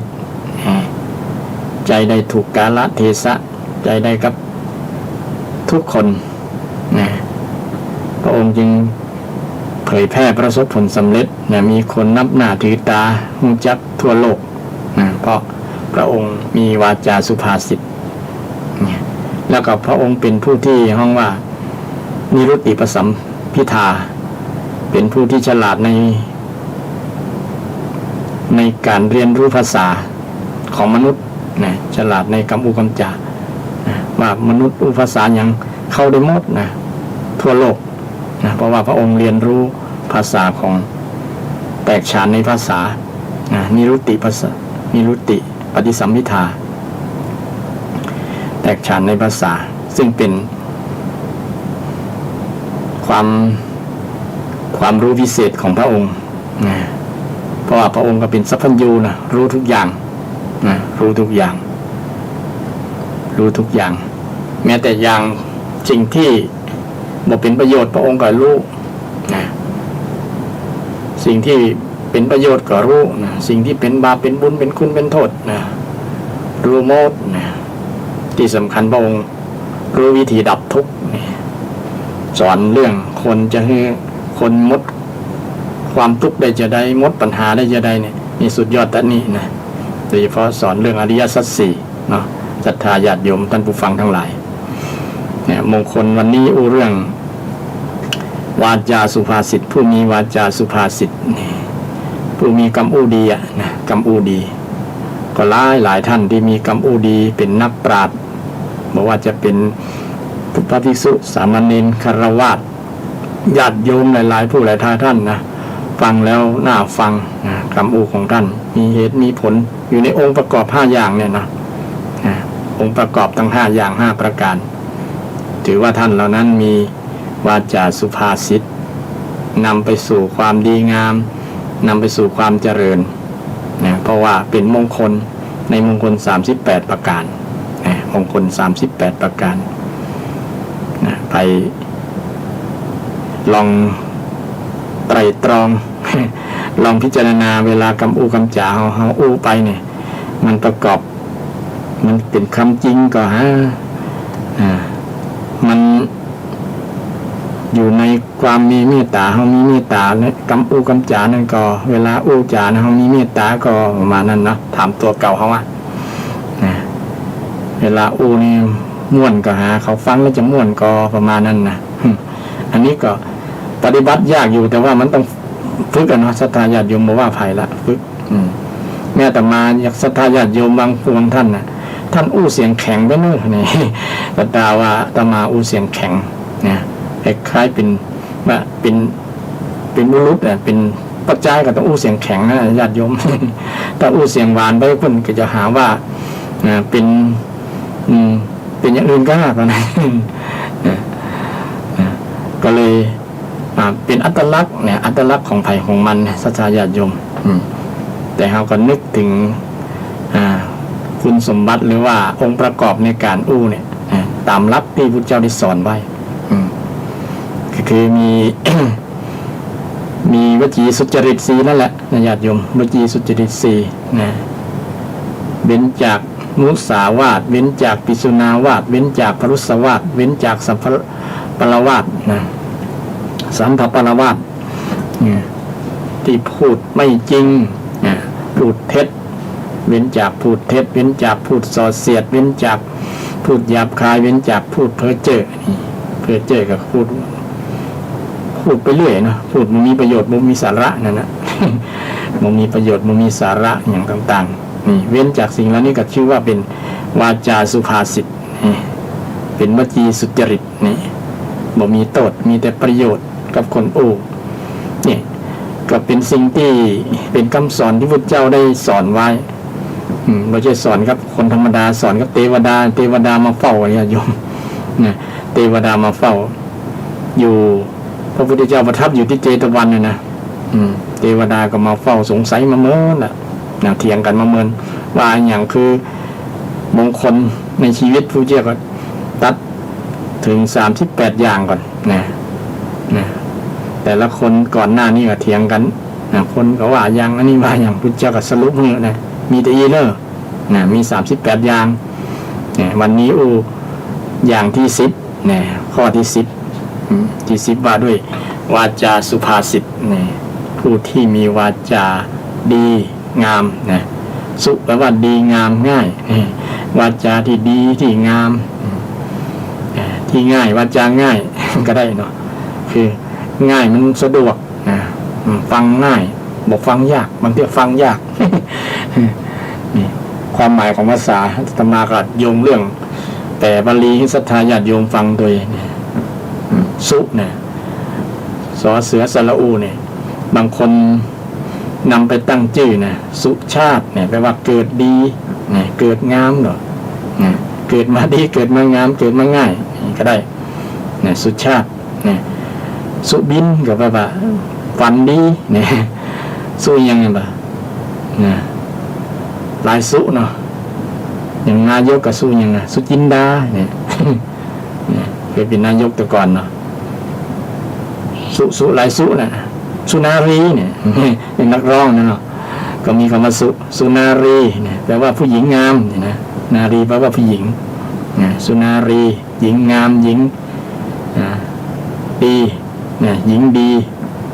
ผู้หญิงที่ว่าง่ายก็ได้นะ ว่าง่ายบอกอย่าผู้หญิงใจง่ายนะ สุนารีสุชาโตสุชาติเนาะเ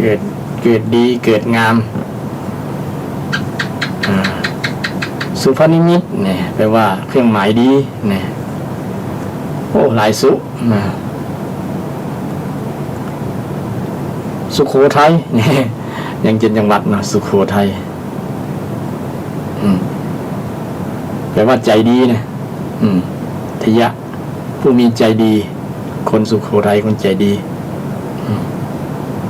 สุยังไงนี่ก็สุนั้นกันสุนึงก็คือสุภาสิตาสุภาษิตนี่ภาษาประวัติในการกล่าวในการพูดกล่าวดีกล่าวงามใครกล่าวดีกล่าวงามเนี่ย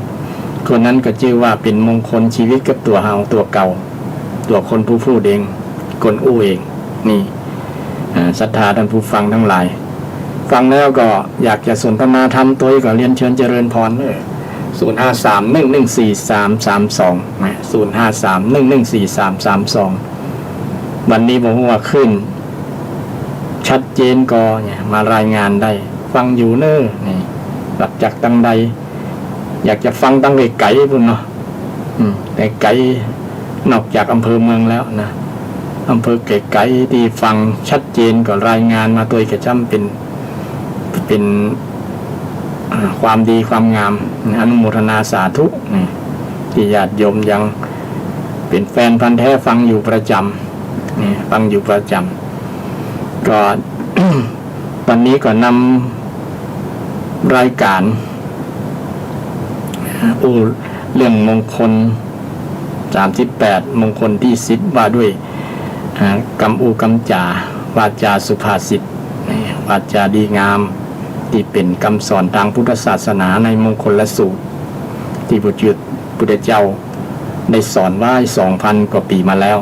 ศรัทธาญาติโยมท่านผู้ฟังทั้งหลาย053114332เนี่ยญาติโยมบ่โทรมาก็ไปเรื่อยๆเนาะวันนี้ที่ได้รับปากว่าจะเรื่องประเพณี12เป็งที่ศรัทธาญาติโยมฟังเพราะว่าวันที่21นี่แล้วเนาะขึ้น15ค่ำเดือน12เนี่ยต้องวงเล็บเหนือด้วยเนาะนะวงเล็บเหนือเพราะว่าตั้งใต้ยังเป็นเดือน10อยู่หรอเนี่ยเดือน10ตั้งภาคกลางทั้งภาคอีสานก็ยังเป็นเดือน10อยู่แต่ประเพณีก็คล้ายๆกัน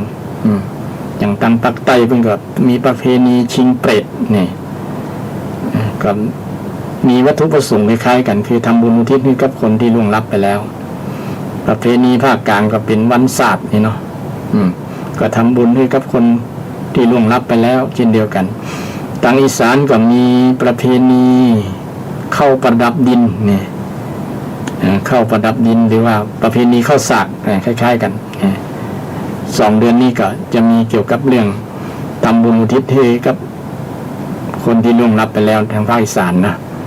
เพื่อจะมีอย่างก็ฮีด12คอง14ฮีดคือจารีตประเพณีนะจารีตนะเดือนแต่ละเดือนมีประจำทุกเดือนทั้ง12เดือนนะทั้ง12เดือนทางภาคอีสานเพราะว่าอาตมาเป็นคนอีสานนะก็พอจำได้ว่าเดือนอ้ายนะบุญนี่ยังเดือนยี่บุญนี่ยังเดือน4บุญนี่ยังเดือน5บุญยังประมาณนั้นนะเดือน3บุญเข้ากี่เดือน4บุญพระเวทเดือน5บุญสงกรานต์นี่เดือน6บุญบั้งไฟ เดือน7บุญเข้าชำหะเดือน8บุญเข้าพรรษาเดือน9บุญเข้าประดับดินเดือน10บุญศาสตร์เดือน11บุญออกพรรษาเดือน12บุญลอยกระทงแล้วก็มาเดือนอ้ายต่อเนี่ยมันจะมีประเพณีประจำประเพณีอย่างทางภาคเหนือล้านนาของเฮาเนี่ยมันจะมีประเพณีที่เป็นอัตลักษณ์ก็ว่าได้เนาะซึ่งคนจะมีความเชื่อและประพฤติปฏิบัติกันอย่างมั่นคงนักแน่น อย่างบ่เสื่อมคลายเกี่ยวกับประเพณีนี้เพราะว่าทางชาวล้านนาเนี่ยเป็นคนที่มีความกตัญญูกตเวทีต่อบรรพบุรุษนะมีเข้มข้นกว่าภาคไหนๆก็ว่าได้อันนี้ไม่ใช่ยกยอปอปั้นนะมันเป็นลักษณะอัตลักษณ์ชัดเจนกว่าภาคอื่นนะที่เป็นประเพณีที่ทำบุญทรงบ่งบอกถึงความกตัญญูกตเวทีต่อบรรพบุรุษเพราะมีความเชื่อว่าวัน12เป็งเนี่ยเป็นวันที่เป็นวันที่ไฟนรกมันดับช่วงหนึ่ง เหมือนกับยุทธราชการเหมือนกับข้าราชการยุทธงานปล่อยให้พนักงานต่างๆในเมืองบ้านเนี่ยอุปมาอุปไมยเหมือนกันเนี่ยพระมีประวัติว่าพระโมคคัลลานะเนี่ยไปเยี่ยมไปแอวไปเมืองนรกหมอนรกนะไปเจอยายมบาลอันไฟดับพอเนี่ยเมืองนรกยังเก่งใจพระโมคคัลลานะ นะก็เลยปิดไฟนะเพื่อบ่ให้หันเพื่อบ่ให้พระโมคคัลลานั้นหันความทรมานของ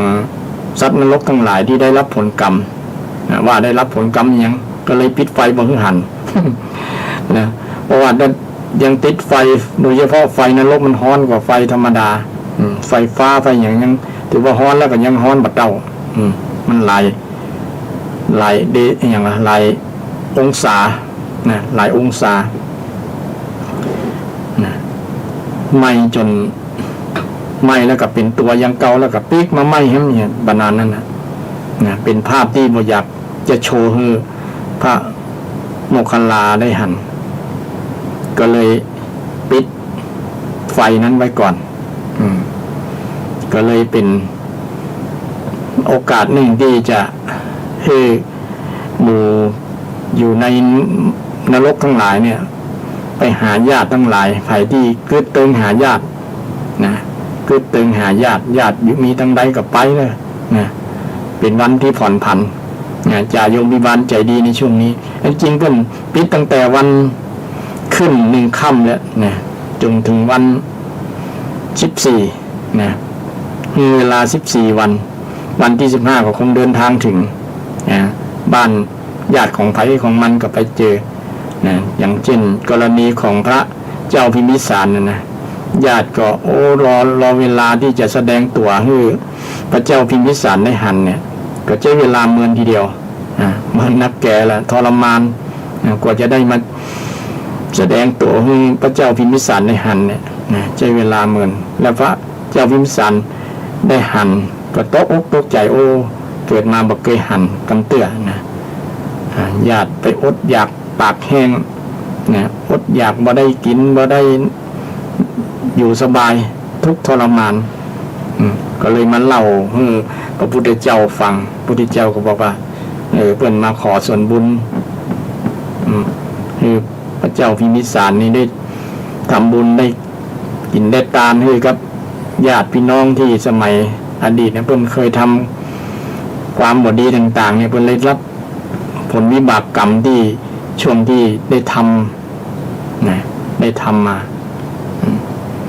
พระเจ้าพิมพิสารก็เลยทำบุญนะ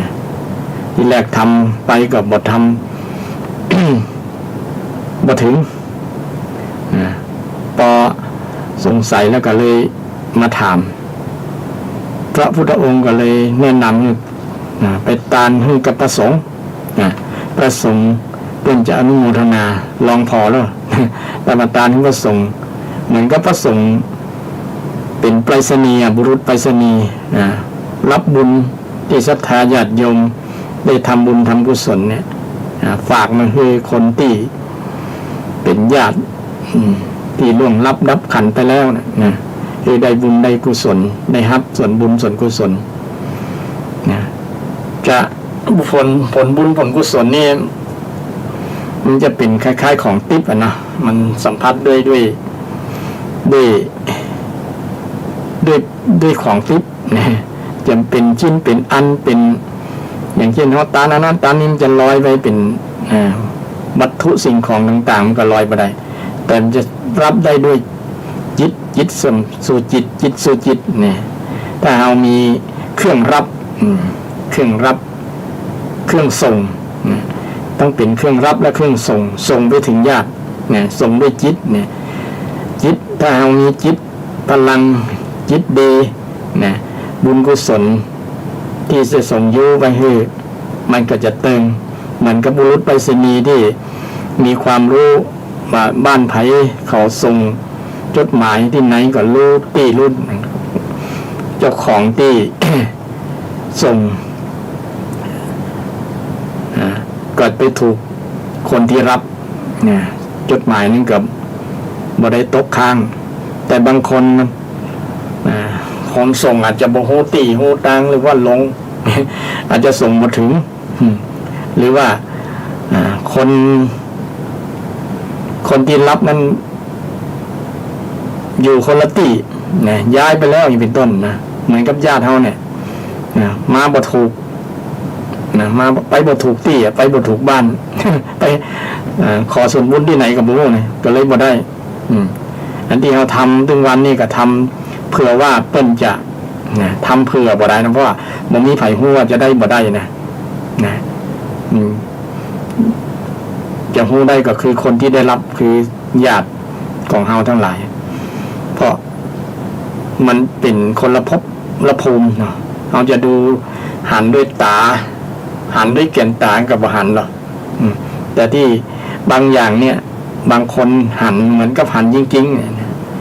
หรือว่าฝันหันอย่างเป็นต้นเนาะเนี่ยมันก็เป็นสิ่งที่จะนำมาเป็นหลักเป็นฐานมาแสดงให้คนอื่นได้หันมาได้ว่ามันเป็นปัจจัตตังเป็นของเฉพาะตัวมันเป็นนามธรรมนะเป็นนามธรรมไม่ใช่รูปธรรมที่จะได้ปรากฏให้คนได้หันฉะนั้นในส่วนนี้เองบางครั้งก็ทำให้คนมีความสงสัยกังขาว่าคนตายไปแล้วจะได้ฮับบ่ได้ฮับอันนี้ก็อู้ตามซื่อว่าก็บ่ฮู้เหมือนกัน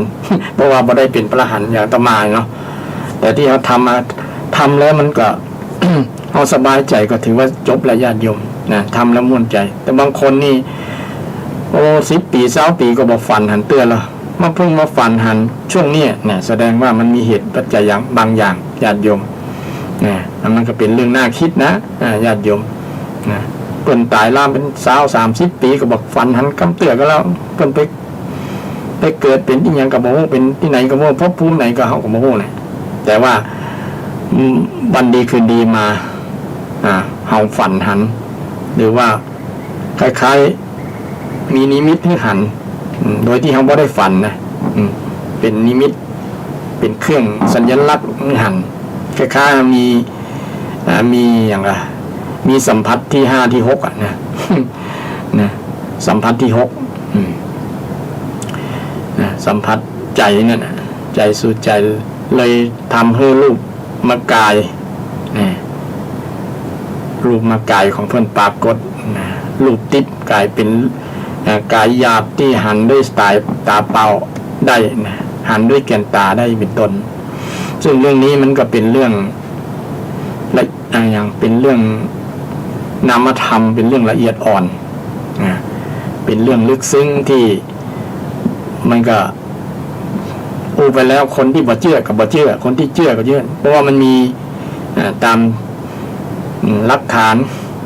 ก็มีในคำสอนในหลักพุทธศาสนาอยู่นะเพราะว่าตราบใดที่คนยังบ่ไปจุติเป็นภพภูมิอื่นญาติของเฮาไปเป็นตกไปอยู่ในภพภูมิที่เป็นเพศนะเพศต้องอาศัยส่วนบุญในญาติโยมนะต้องอาศัยส่วนบุญไปรับอาหารอย่างอื่นก็ไม่ได้เช่นสัตว์เดรัจฉานเนี่ยก็กินอาหารคล้ายๆกินกับอาหารมนุษย์เนาะอย่างเช่นคนเอาอาหารให้สุนัขให้แมวอย่างนี้ก็มีอาหารอยู่แล้วคนเอาก็มีอาหารนะแต่อาหารของเพศของผู้ที่ได้ลงไปรับไปอยู่ในภพภูมิเนี่ยมันก็ต้องอาศัยผลบุญอย่างเดียวนะอาหารอย่างอื่นบ่มีเลยนะฉะนั้นเพิ่นถึงว่าหิวนะหิวแล้วปากมันก็น้อยอย่างกินกันลำบากต้องอิ่มด้วยอาหารทิพย์ต้องอยู่ในฐานะถึงจะรับถ้าได้ไปเกิดเป็นภพภูมิที่ดีแล้วก็ถือว่าต้องอนุโมทนากับท่านแต่เฮาตามในช่วงเนี่ยนะตั้งแต่วันขึ้น1 ค่ำเป็นต้นมาเนี่ยนะช่วง14 วันเนี่ยก็ตามได้ละญาติโยมเพิ่นก็ปล่อยมาแล้วนะแต่วันที่15 ค่ำเนี่ยจะปรากฏชัดเจนนะบางผู้บางท่านก็จะหันก็หันจริงๆเนี่ยบ่ใช่ภาพหลอกภาพหลอนมันเป็นเรื่องที่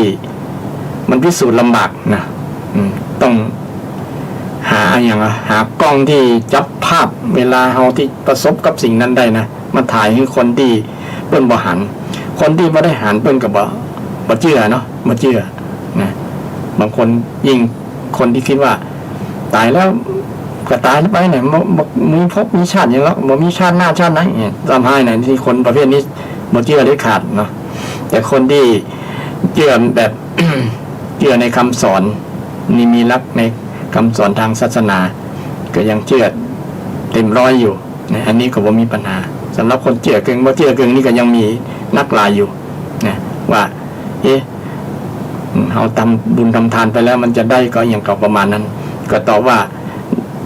บางคนก็ได้บางคนก็บ่ได้นะตามหลักตอบตามหลักนะถ้าคนที่เป็นเพศนี่ได้แน่นอนนะ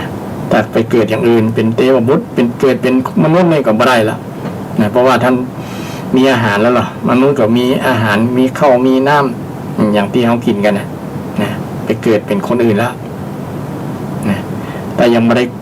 เกิดเป็นอย่างอื่นนะเกิดเป็นเพศนี่นะเพราะว่าตามหลักพุทธศาสนาก็สอนว่าขณะที่จิตที่จุติแล้วก็ไปเกิดนี่จุติเลยขนาดนั้นบ่ได้ว่าลอยล่องไปไหนนะคือจุติณบัดนั้นเลยบัดนั้นแต่จะไปจุติที่ไหนก็เป็นเรื่องผลกรรมวิบากกรรมของแต่ละคนถ้าวิบากกรรมดีกรรมดีก็ส่งผลไปเกิดในภพภูมิที่ดีเป็นว่าสุขตินะถ้าวิบากกรรมบดีเป็นว่าทุกขตินะก็ไปเป็นภพภูมิไปเกิดในภพภูมิที่บดีนะที่พระเจ้าได้ตรัสว่าจิตเตสังกิริเถจิตเตสังกิริเถทุกขติปาติกังขาเมื่อจิตเศร้าหมองย่อมหวังทุกขตินะทุกขติเป็นที่หวังเป็นที่ไปนะเป็นที่ไปขณะที่จิตใกล้จะจุติคือจะตายนะคนใกล้จะตายนะถ้าจิตไปจุติครับถ้าจิตมันเศร้าหมองนะจิตมันเศร้าหมองคิดเรื่องอกุศลต่างๆอยู่ในใจของเขานะในใจของคนใกล้จะตายคนนั้นก็จะต้องไปทุกขตินี่สำคัญมากๆนะช่วงจิตจะลุดเนี่ยนะจิตจะลุดจะไปปฏิสนธิไปต่อกับภพภูมิอื่นนี่สำคัญจิตเตสุจิตเตอสังคิริเถสุคติปาติกังขานะจิตเตอสังคิริเถถ้าจิตบ่เศร้าหมองกิเลสแปลว่าสิ่งที่เศร้าหมองทำให้จิตเศร้าหมองอันนั้นก็ตามจิตที่ทำให้จิตเศร้าหมองนั้นเป็นน้องกิเลสหรือว่าเป็นบาปนะบาปทำให้จิตเศร้าหมองทำความบดีทำความชั่วต่างๆจิตเศร้าหมองนะถ้าจิตบ่เศร้าหมองก็คือทำให้จิตเป็นกุศลนะกุศลจิตที่เป็นกุศลคิดดีนะคิดงามคิดบ่เบียดเบียนภัยคิดเมตตาเป็นต้นเนาะมันเป็นสิ่งที่สั่งสมให้จิตมันบ่เศร้าบ่หมองเนี่ยอย่างคนล้านนาเขาเนี่ยคือจิตอยู่กับเมตตาเนี่ยแผ่เมตตาถึงเจ้าถึงแรงนะสวดมนต์ไหว้พระแล้วก็แผ่เมตตานะมีบทหนึ่งอิตังตานะกัมมังเนี่ยตาลผลตาลเนี่ยผลตาลผลที่มากินมาตาลเนี่ยขอให้เป็นปัจจัยข้าพเจ้าเป็นนิพพานเนอร์ดับทุกเนอร์นะนิพพานะปัจจโยเป็นปัจจัยให้ถึงบรรลุนิพพานเรื่องนิพพานมาละ นิพพานก็จะไปในมงคลใกล้ๆก่อนเนาะใกล้ๆพุ่นตอนปลายพุ่นใกล้ๆจะถึงจะมดพุ่นนะมันจะมีเกี่ยวกับเรื่องนิพพานอยู่นะทำนิพพานให้แจ้งนี่เป็นต้นเนาะมันจะมีมงคลอยู่มงคลหนึ่งนะก็จะได้เรื่องนิพพานที่เกี่ยวเรื่องการทำจิตให้บ่เศร้าหมองแล้วจะเป็นผลให้ไปเกิดในที่ภพภูมิที่ดีๆนะซึ่งมีบาลีรับรองที่พระเจ้าได้ตรัสไว้นะเพราะว่าตราบใดที่คนยังมีความคิดมีจิตที่มีกิเลสอยู่มันก็ยังเกิดนะเกิดล่ำไปนะวนเวียนเป็นวัฏจักรวนเวียนอยู่นะวนเวียนเกิดเนี่ยเพราะว่าเราได้รับคำสอนมาแบบนี้แล้วก็เป็นสิ่งที่เราสามารถที่จะลองพิจารณาดูตัวได้นะดูตัวได้เพราะว่าชีวิตของเราบ่จบที่ความตายแล้วมันยังมีต่อไปแหมตราบใดที่ยังบ่บรรลุบ่ยังหมดกิเลสยังบ่หมดกิเลสอยู่ไปเรื่อยๆนะฉะนั้นญาติของเราที่ยังเวียนว่ายตายเกิดอยู่แน่นอนญาติโยมนะยังเวียนว่ายตายเกิดยังเป็นพี่เป็นน้องวนเวียนกันแม่เนี่ยนะบ่มีที่สิ้นสุดนะนอกจากจะบรรลุนิพพานกันหมดนะถึงจะสิ้นสุดจะหมดทุกข์จะบ่เกิดแล้วละนะบ่เกิดเป็นบ่เกิดมาได้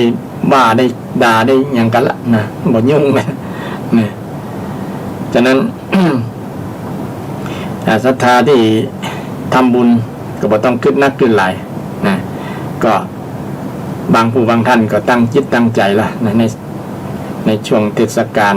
12 เป็งก็จะตานทำคือพ่อคือแม่ที่ล่วงลับไปแล้วนะคือญาติคือผู้มีพระคุณทั้งหลายที่ระลึกนึกถึงหรือได้ฝันหันนะ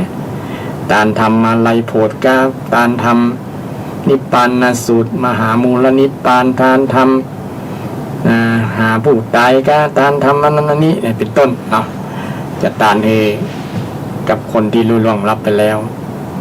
ซึ่งประเพณีนี้กันปฏิบัติกันมาหลายช่วงอายุคนเป็นประเพณีที่สืบทอดและก็ทรงเป็นห้องเป็นสัญลักษณ์บ่งบอกถึงความกตัญญูกตเวทีต่อผู้มีพระคุณ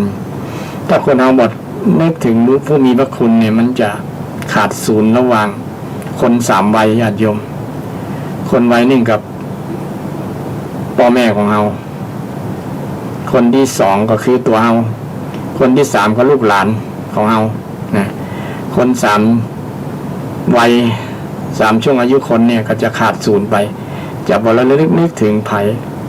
นะพ่อก็จะบ่นึกลูกก็บ่นึกถึงพ่อแม่ละนะเพราะว่ามันบ่มีความดีซึ่งกันต่อกันประมาณนั้นนะแต่มนุษย์ของเรามี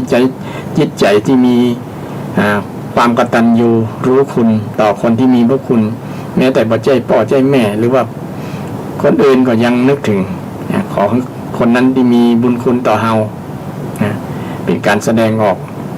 งามความดีเป็นแบบอย่างต่อคนรุ่นหลังอย่างดีอย่างน้อยเราทำไปแล้วมันก็เป็นสิ่งที่ทำให้เราสบายจิตสบายใจเพราะว่าได้ทำกับคนที่มีบุญคุณโดยเฉพาะ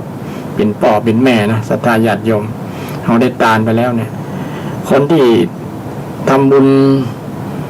ให้กับบรรพบุรุษเนี่ยไม่ใช่มีเฉพาะคนไทยเรานะทั่วโลกญาติโยมเนี่ยคนจีนก็มีว่าอย่างไรประเพณีเกี่ยวกับเนี่ยตานให้พ่อให้แม่ก็มีนะเจงเม้งหรืออย่างก็นะเนี่ยทางอินเดียเนี่ยอินเดียก็ถือว่าเป็นประเทศที่เกิดวัฒนธรรมต่างๆหลากหลายนะก็มีประเพณีที่เขาว่าบุพเปตพีเนี่ยเปตพีแปลว่าตัวนี้แปลว่าสละหรือว่าให้กับคนที่ล่วงลับไปแล้วนะเปรตแปลว่าผู้ที่ล่วงลับไปแล้วนะหรือว่าแปลว่าผู้ที่หิวโหยก็ได้นะปิตตะหิวโหยนะเปตตะแปลว่าล่วงลับไปแล้วก็ได้ผู้ที่ล่วงลับคือผู้ที่ตายไปแล้วผู้ที่ตายไปแล้วผู้ที่ตายไปนะผู้ที่ตายไปตายเก่าเน่าเมินนะเมื่อประเพณี12 ปีมาถึงก็ทางศรัทธาชาวล้านนาโดยเฉพาะเจียงใหม่ของเรานี่ก็ได้เตรียมแบ่งกับข้าวกับปลาอาหารนึกถึงพ่อแม่เคยกินนี่อย่างล้ำๆนะกระตานั่นนี่คือเพราะว่าลูกบางคนสังเกตเราพ่อแม่ชอบกินนี่อย่างนะตาลให้กับพ่อกับแม่ตาลให้กับคนที่มีพระคุณกับอุ้ยกับพ่ออุ้ยพ่อมอนหลายๆท่านที่นึกถึงได้พอนึกย้อนไปนะที่ยังอยู่ในจิตในใจของศรัทธาเนี่ยคนที่นึกถึงบุญคุณคนที่มีคุณกับเราโดยเฉพาะพ่อแม่เนี่ยมันจะเป็นมงคลอย่างหนึ่งเช่นเดียวกันญาติโยมนะมงคลอย่างหนึ่งที่ว่าได้ดูแลผู้มีบุญการะคุณมงคลที่บำรุงมารดาบิดานะมารดาบิดาที่ลูกปฏิบัติตามหน้าที่ข้อหนึ่งก็คือเมื่อท่านล่วงลับดับไปทำบุญอุทิศให้นี่มันเป็นหน้าที่ที่พระเจ้าได้สอนไว้ในพระไตรปิฎกญาติโยมนะเมื่อพ่อแม่ล่วงลับไปหรือบ่ล่วงลับไปก็ควรเลี้ยงจิตเลี้ยงใจเลี้ยงกายให้ท่านได้สุขภาพแข็งแรงให้มี คุณภาพชีวิตที่ดีนะให้ท่านได้สบายจิตสบายใจให้ม่วนจิตม่วนใจอย่าทำให้ท่านได้นักอกนักใจอย่าได้ทำให้ท่านได้น้ำตาไหลนะนี่ก็เป็นหน้าที่ของลูกที่ปฏิบัติต่อพ่อแม่นะในช่วง12 ปีเนี่ยเราก็ทำบุญอุทิศแปลว่าเจาะจงทำความดีเจาะจงนะเจาะจงอุทิศแปลว่าเจาะจงผ่านเจาะจงพ่อเจาะจงแม่เจาะจงคนที่มีพระคุณในกระเพราเนี่ยเจาะจงบักก็น้องบักนะบักคนนั้นบักคนนี้นะอย่างศรัทธาสังเกตศรัทธาจะเขียนกระดาษที่กระดาษเขียนชื่อคนนั้นขันนี้ให้กับคนนั้นขันนี้ให้กับคนนี้เนี่ยอย่างศรัทธาบักชื่อเนาะพอนึกถึงคนนั้นนึกถึงคนนี้คนทำคุณงามความดีทำบุญทำกุศลเปตพีผู้ที่ได้ล่วงลับไปแล้วเนี่ยจะเป็นมงคลญาติโยมมงคลชีวิตเช่นเดียวกันเป็นมงคลการทำบุญตามประเพณีก็เป็นการอนุรักษ์ประเพณีที่ดีงามส่งเสริมความกตัญญูกตเวทีครับคนที่ยังอยู่คนที่ยังอยู่ก็ชื่อว่านึกถึงคุณงามความดีของพ่อของแม่นึกถึงคุณงามความดีของคนที่มีอุปการะคุณที่มีบุญคุณที่เราเคยเป็นหนี้บุญคุณท่านเมื่อท่านล่วงลับไปแล้วเขาก็เมื่อจะได้ให้ท่านเพื่อท่านเพื่อท่านไปเกิดไปจุติเป็นเพศเป็นผีเนี่ยนะถ้าท่านไปเกิดในที่ภพภูมิที่ดีแล้วก็อนุโมทนาสาธุแต่ก็ยังบ่ลืมอยู่ก็ยังทำบุญอุทิศให้อยู่นะถึงแม้ท่านจะเกิดดีแล้วเพราะว่าเพื่อบ่ได้เพราะว่าเขาบ่ฮู้แล้วว่าไผตายไปแล้วจะไปเกิดเป็นที่อย่างนั้นนะบ่สามารถรู้ได้นะทำเผื่อไว้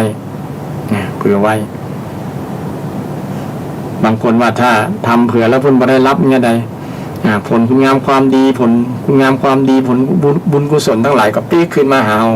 ก็เป็นผลดีต่อเขาที่ทำเนี่ยญาติโยมนะผลดีต่อเราเหมือนกับเขาส่งจดหมายไปคนที่รับเขาบ่รับนะมันก็ต้องปีกคืนมาคนที่ส่งก็คือตัวเราเนี่ยเราก็ได้ยังรับอยู่ฉะนั้นงานประเพณียี่เป็งเนี่ยเป็นงานที่แสดงออกถึงความกตัญญูกตเวทิตาธรรมกับคนที่น้อมนำประเพณีดีงามนี้ทำให้เกิดขึ้นญาติโยมบางผู้บางท่านก็ยังสงสัยก็เป็นธรรมดาญาติโยมนะก็วิจิตรฉาในความสงสัยลังเลเนี่ยมันก็มีอยู่ในจิตในใจกับผู้คนนั่นแหละนะว่าแต่อย่างประมาณนั้นนะแต่ที่จริงแล้วทำไปแล้วมันสบายจิตสบายใจเนี่ยมันเป็นสิ่งที่ควรทำนะทำแล้วบ่เดือดร้อนญาติโยมบ่ไปเป็นหนี้เป็นสินมาทำเนี่ยก็บ่เป็นอย่างมีแต่เป็นผลดีกับศรัทธาญาติโยมหรือว่าเขาบ่เชื่อบ่ทำก็บ่เป็นอย่างหรอกก็บ่มีไผว่าแต่ส่วนมากส่วนหลายญาติโยมจะมีความเชื่อทำกันแบบนั้นเพราะว่าทำไปแล้วมันสบายจิตสบายใจมันได้บุญกับคนที่ทำเนี่ยโดยเต็มนะคนที่ทำเนี่ยการทำบุญแบบนี้ก็เป็นการให้อย่างหนึ่งให้คุณงามความดีให้บุญให้กุศลให้สิ่งที่เป็นทิพย์กับผู้ที่ล่วงลับไปแล้วนะเพื่อเขามารับส่วนบุญในช่วงเดือนเนี่ย12 ปีเนี่ยตั้งแต่ขึ้น1 ค่ำจนถึง14 ค่ำ15 ค่ำเนี่ยนะ15 วันเนี่ยแต่วันที่15 ค่ำนี่มันจะปรากฏชัดนะเพื่อนจะมาหาจนเจอแล้วนะบางเตื้อมันจะอยู่ที่ไหนลงทิศลงทางไปนะเพราะว่าจิตของคนที่จุติบางครั้งไปจุติไก่หรอ ไปเกิดที่ไก่นะไปเกิดเป็นเพศที่ไก่นะกว่าจะเสาะหาปะลูกหลานปะลูกหลานก็จะส่งไปพิษก็ต้อง เพื่อโดยนะส่งไปต้องจ่าหน้าซองให้ถูกต้องนะจ่าหน้าซองให้ถูกต้องนะคนรับถึงจะได้รับถูกคนส่งก็จะได้สบายใจนะว่าคนรับได้แน่นอนนะคนรับแน่นอนแต่เจตนาเรามีดีละนะเจตนาที่จะให้คนที่มีบุญคุณโดยป่อเป็นแม่เป็นอุ้ยป่ออุ้ยแม่อุ้ยต่างหลายที่เคยดูแลเฮามาเคยเลี้ยงเฮามาเนี่ยเคยทำอันนี้ให้กับเฮาเคยอันนี้กับเฮาเนี่ยเฮาได้ตอบแทนในส่วนนี้ก็ถือว่าเป็นสิ่งที่เป็นนิมิตหมายแห่งความเป็นคนดีนะนิมิตตังสาธุรูปานังกตัญญูกตเวทิตานะความเป็นผู้มีความกตัญญูเป็นนิมิตหมายแห่งความเป็นคนดีศรัทธาญาติโยมนะวันที่21นะเป็นวัน12เพ็งเป็นประเพณีอันดีงามของชาวล้านนานะเป็นช่วงทำบุญอุทิศส่วนบุญส่วนกุศลภัยจัตตาทั้งนั้นนี้แต่ก็ดังศรัทธาแต่ละวัดบางผู้บางท่านก็ไปถามไปติดต่อว่าวัน12เพ็งปีนี้จะตานทำให้กับคนนั้นคนนี้เนี่ยบางคนตานใหญ่ก็แล้วนะนึกถึงจะทำให้เป็นอนุสรณ์นะเขียนตัวหนังสือจดใหญ่แล้วนะเพราะว่าอันที่จะตานมันใหญ่หรอนะเช่นหม้อไหตะไลปากหรือว่าเครื่องที่จะอุปกรณ์ที่จะใช้ในวัดนะที่ของจำเป็นนะเป็นเก้าอี้เป็นโต๊ะเป็นตังเป็นม้านั่งเป็นเครื่องใช้ไม้สอยต่างๆที่จะเป็นประโยชน์ต่อสาธารณประโยชน์นะกตานแล้วก็เจาะจงนะอุทิศเนี่ยเวลาเจาะจงให้กับคนที่ล่วงลับมีพ่อมีแม่เป็นต้นนะบางคนนะทำให้ใหญ่ถึงขนาดนั้นนะตานให้เพราะว่าคนที่จะทำบุญให้กับพ่อกับแม่เนี่ยถ้าทำให้ก็ทำให้โอฬารเลยนะมันมีคำว่าเปตานะจักตาอุลาลานะเปตานะจักตาอุลาลานะมีในสูตรหนึ่งที่โลกุตสูตรนะทำให้ยิ่งใหญ่และโอฬารแปลว่าใหญ่ยิ่งใหญ่นะกตาแปลว่ายิ่งใหญ่เปตานะแปลว่าผู้ล่วงลับทำให้กับคนที่ล่วงลับไปแล้วแบบยิ่งใหญ่นะยิ่งใหญ่ในที่นี้สนับสนุนให้ญาติโยมเป็นหนี้เป็นสินนะทำให้ยิ่งใหญ่ที่เราทำได้นะที่เราทำได้ทำให้กับพ่อกับแม่นะทำให้กับพ่อกับแม่เนี่ยทำยิ่งใหญ่แล้วมันเป็นอนุสรณ์เองความกตัญญูกตเวทีญาติโยมนะที่สำคัญมันได้บุญได้กุศลถ้าสมมุติว่าพ่อแม่เราไปเกิดเป็นเพศเป็นผีเนาะก็ต้องได้รับบุญกุศลนี้แน่นอนแต่ถ้าท่านไปจุติภพภูมิที่สูงกว่านั้น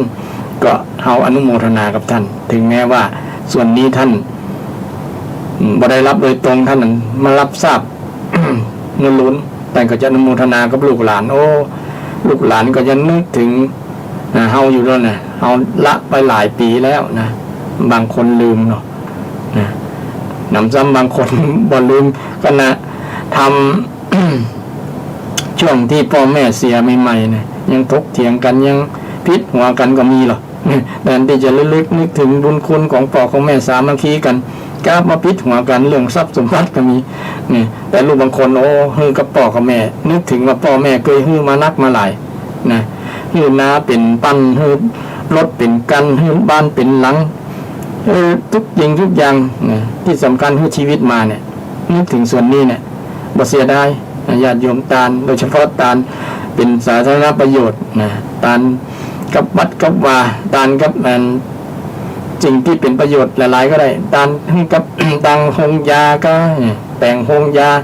เป็นสัญลักษณ์เป็นอนุสรณ์ให้ตาลกับพ่อกับแม่ก็ดีญาติโยมเนี่ยก็เป็นสาธารณประโยชน์ก็ได้นะบ่เป็นอย่างแต่ส่วนนักจะอยู่ที่วัดที่วาเพราะว่าที่วัดที่วานั้นเป็นสาธารณะ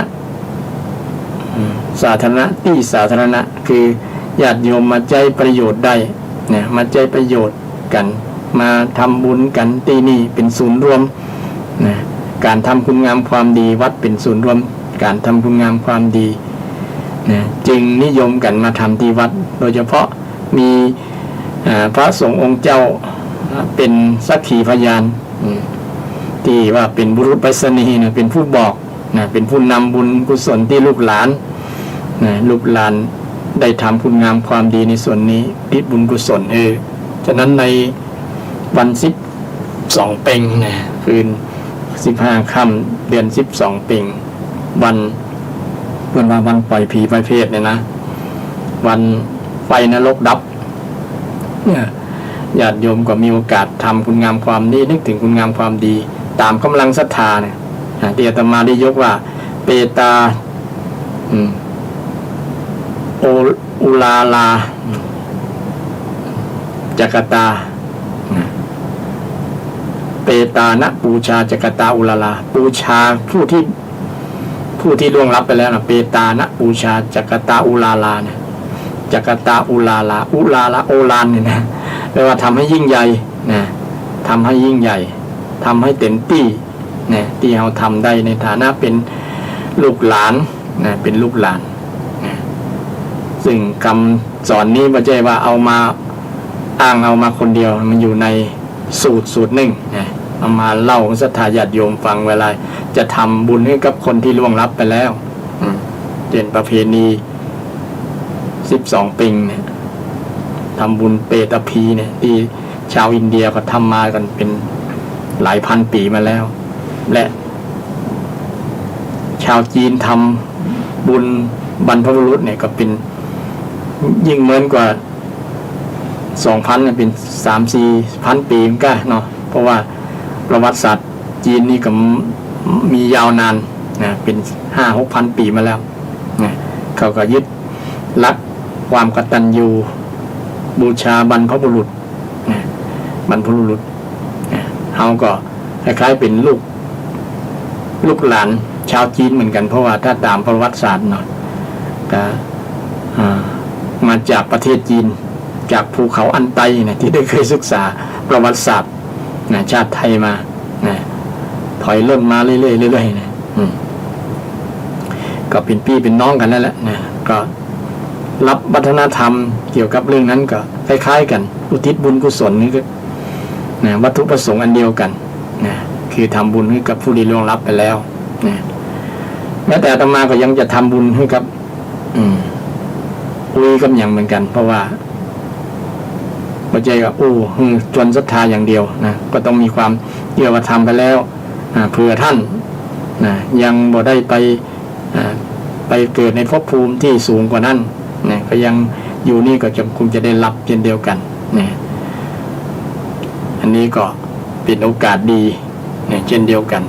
วันนี้ก็ไปมาก็หมดเวลาหมดศรัทธาก็ขอนำเวลาจากท่านผู้ฟังทั้งหลายไป